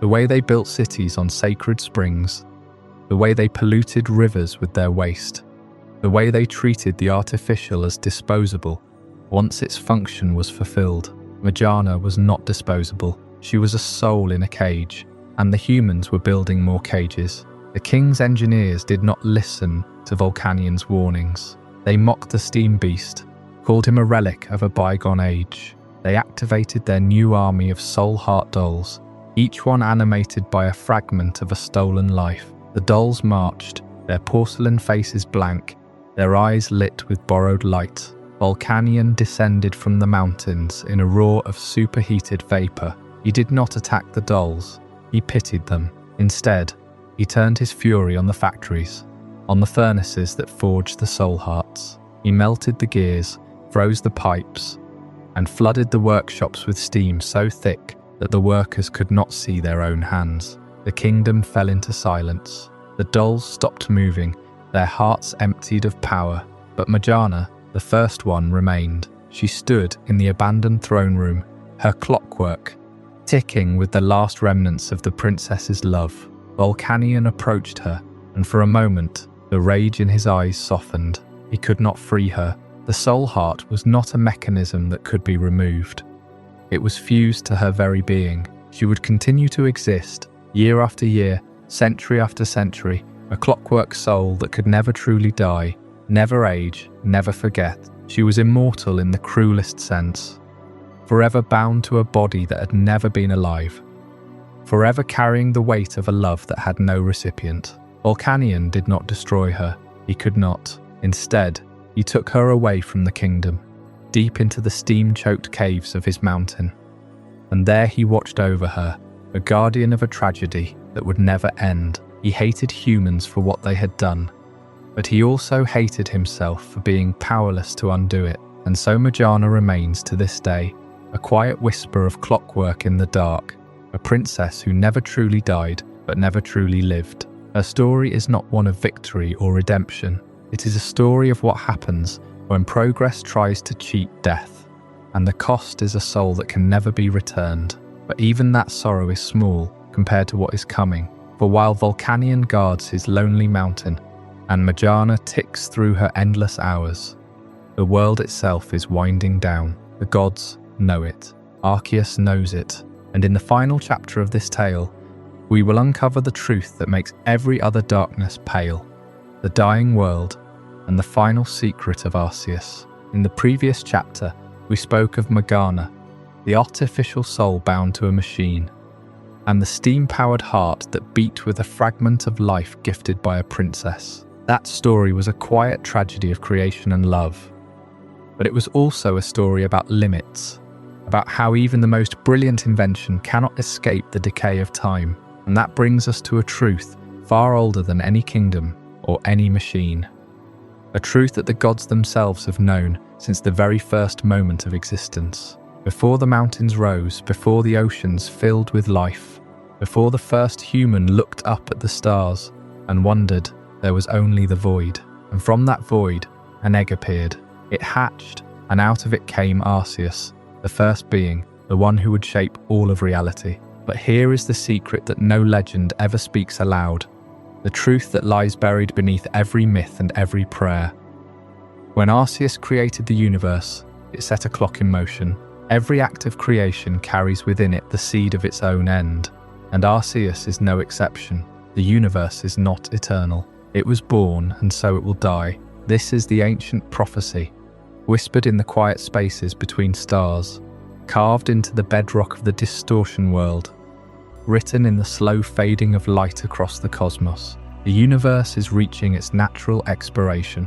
It is not a punishment, not a battle, not a war between good and evil. It is simply the way of things. Entropy is the inevitable drift from order to chaos, from heat to cold, from life to silence. And Arceus, the god who forged the heavens with its own hands, cannot stop it. The entropy it set in motion at the beginning of time is now winding down.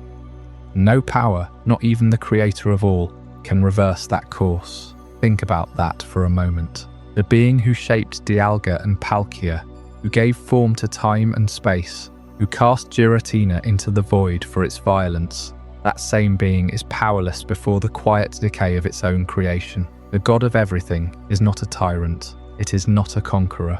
It is a parent watching a child grow old, knowing that no amount of love can keep the years at bay. And so, in the depths of its loneliness, Arceus prepared for the end. It created one final failsafe, one last guardian who would not fight, not rage, not destroy, but simply ensure that the timeline reached its appointed conclusion. That guardian is Celebi, the voice of the forest, the keeper of time.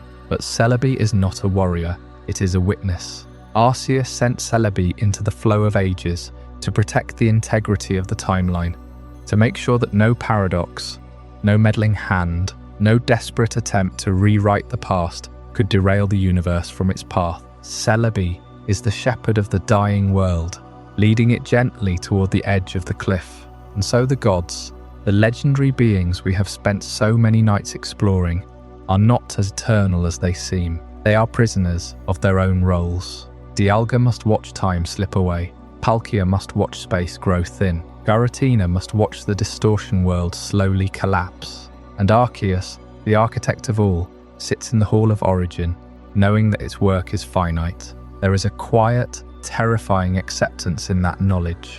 The gods are just as mortal as their creations. They feel the weight of the end, the slow cold creep of nothingness, and they cannot look away. This is the darkest secret of all. Not the violence of Giratina, not the loneliness of Darkrai, not the trauma of Mewtwo. It is the truth that the universe itself is a fleeting moment, a brief flicker of light in an ocean of darkness, and that the gods themselves are just passengers on the same journey. Arceus knows that one day, perhaps far in the future, the last star will fade, the last dimension will crumple, and the last memory will dissolve. And on that day there will be only one thing left, an egg, a single egg, identical to the one from which Arceus was born. It is the seed of the next universe, the promise that something new will rise from the ashes of the old. But that egg is not a solution, it is a consolation. Arceus, in its final act, will lay that egg and then watch as the world dissolves around it, knowing that it will not see what comes next. The new universe will belong to someone else, and that is where we must leave this chapter, with the image of a god preparing to say goodbye. The story of the legendary Pokémon is not a cycle of battle and victory. It is a long, slow exhalation, a breath held since the beginning of time, now being released. And as we approach the final chapter, we will look at what happens when that breath is gone, when the last notes of the song fade, and only the silence remains. That story is called The Final Egg and the New Void, and it is the end of everything we thought we knew. Long before the first human looked to the stars, Arceus understood that entropy was not a flaw in the design of existence. It was the entire point, the signature at the bottom of the cosmic contract. We spoke in the previous chapter about the ancient prophecy, the dying world, and Arceus' inability to stop the momentum it set in motion at the dawn of time. But knowing something is coming and accepting it are two very different states of being. And now, at the end of all things, acceptance is all that is left. The preparation for the Great Reset is not a war against the end. It is not a final judgment or a desperate battle against the darkness. It is a quiet, deliberate process of letting go. Arceus stands alone in the thinning fabric of reality. The chaos of the Distortion world has settled into stillness. The endless arguments between truth and ideals have concluded, their echoes fading into the static. The light of Necrozma has been extinguished. The Ultra Beasts have returned to the nothingness they crawled from. There is nothing left to protect, no one left to guide. The universe is done. This is Arceus' final act. The Alpha Pokémon does not rage against the dying of the light. It does not bargain with the void. It simply turns inward, toward the one thing it has always carried, the memory of the first moment, the original spark. And from this memory, Arceus weaves a seed, an egg, formed from the very last threads of order in the cosmos. But this is not an egg for this world. This egg does not carry the history of Dialga or Palkia, does not remember the pain of the Sinnoh Wars, does not hold the imprint of the humans who built empires on the backs of legends. This egg is a universe in waiting, a clean slate. Arceus is creating a seed for a world that will not know our history. It is a deliberate act of mercy, a gift of innocence. The new universe will not mourn the artificial monster. It will not feel the cold grip of the nightmare Pokémon. It will not carry the scars of the 1,000-year war in Kalos. It will be born pure, unaware of the tragedies that defined the old reality. The Alpha is not saving anyone. It is giving future life the chance to write its own story, free from the weight of the one that just ended. As the final egg drifts in the new darkness, the stars begin to blink out, one by one. There is no violence in it, no great explosion, just a gentle dimming, as if a cosmic hand is walking through an infinite house and slowly turning off the lights. The galactic sprawl of 100 million years of celestial history dissolves back into the primordial soup. The timelines once fiercely guarded by the lords of time and space fray and unravel. The Distortion world collapses into a single point of silence. The ultra space falls in on itself, and the void returns. It is not the cold, empty void that existed before the very first egg. This is a warm void, a satisfied void, a silence that has earned its peace. The return to the silence of the void is not a punishment, it is a reward. The universe has lived its life. It has known war and love, creation and destruction, hope and despair, and now it is allowed to rest. And in this silence, we must finally confront the ultimate truth. The truth that every legend, every war, every tragedy, every god that shaped reality was just a brief flicker in the dark. Dialga's reign over time was a single beat of a cosmic heart. Palkia's manipulation of space was a single brushstroke on a canvas that has now been folded away. Giratina's rage, Mewtwo's sorrow, the sacrifice of the heroes of Galar, the 1,000-year curse of Azid, the hunger of Eternatus, it all happened in the space between two breaths of the void. The drama of existence was never meant to be permanent. It was a story the darkness told itself to pass the ages. And now the story is over. The final egg floats in the new void. Arceus turns away from the empty space where the world once was. Or perhaps Arceus remains, becoming one with the egg, transferring its will into the seed of the next cycle. The Alpha becomes the beginning once more. The Great Reset is complete. The new universe is waiting, and when it hatches, it will sing a song that has never been heard before. It will know nothing of the wars in Unova, nothing of the pain of the artificial being, nothing of the parasite that fell from the sky. It will be innocent. It will be new. The ultimate truth remains that every legend was just a brief flicker in the dark, but a flicker is still light. A flicker is still warmth. A flicker is still proof that existence mattered, even if only for a moment. And even in the deepest void, the memory of that light lingers in the shape of the new egg. The preparations for the Great Reset are finished. Arceus's final act is done. The seed for a world that will not know our history has been planted. The stars have blinked out. The void has returned, and every legend is finally at peace. The silence they came from has welcomed them home. What did you think of this journey? I'd love to hear your thoughts in the comments below. If this changed your perspective or taught you something new, consider subscribing for more mind-expanding content. And if you know someone who would find this as fascinating as you did, share it with them. These are the kind of conversations that matter.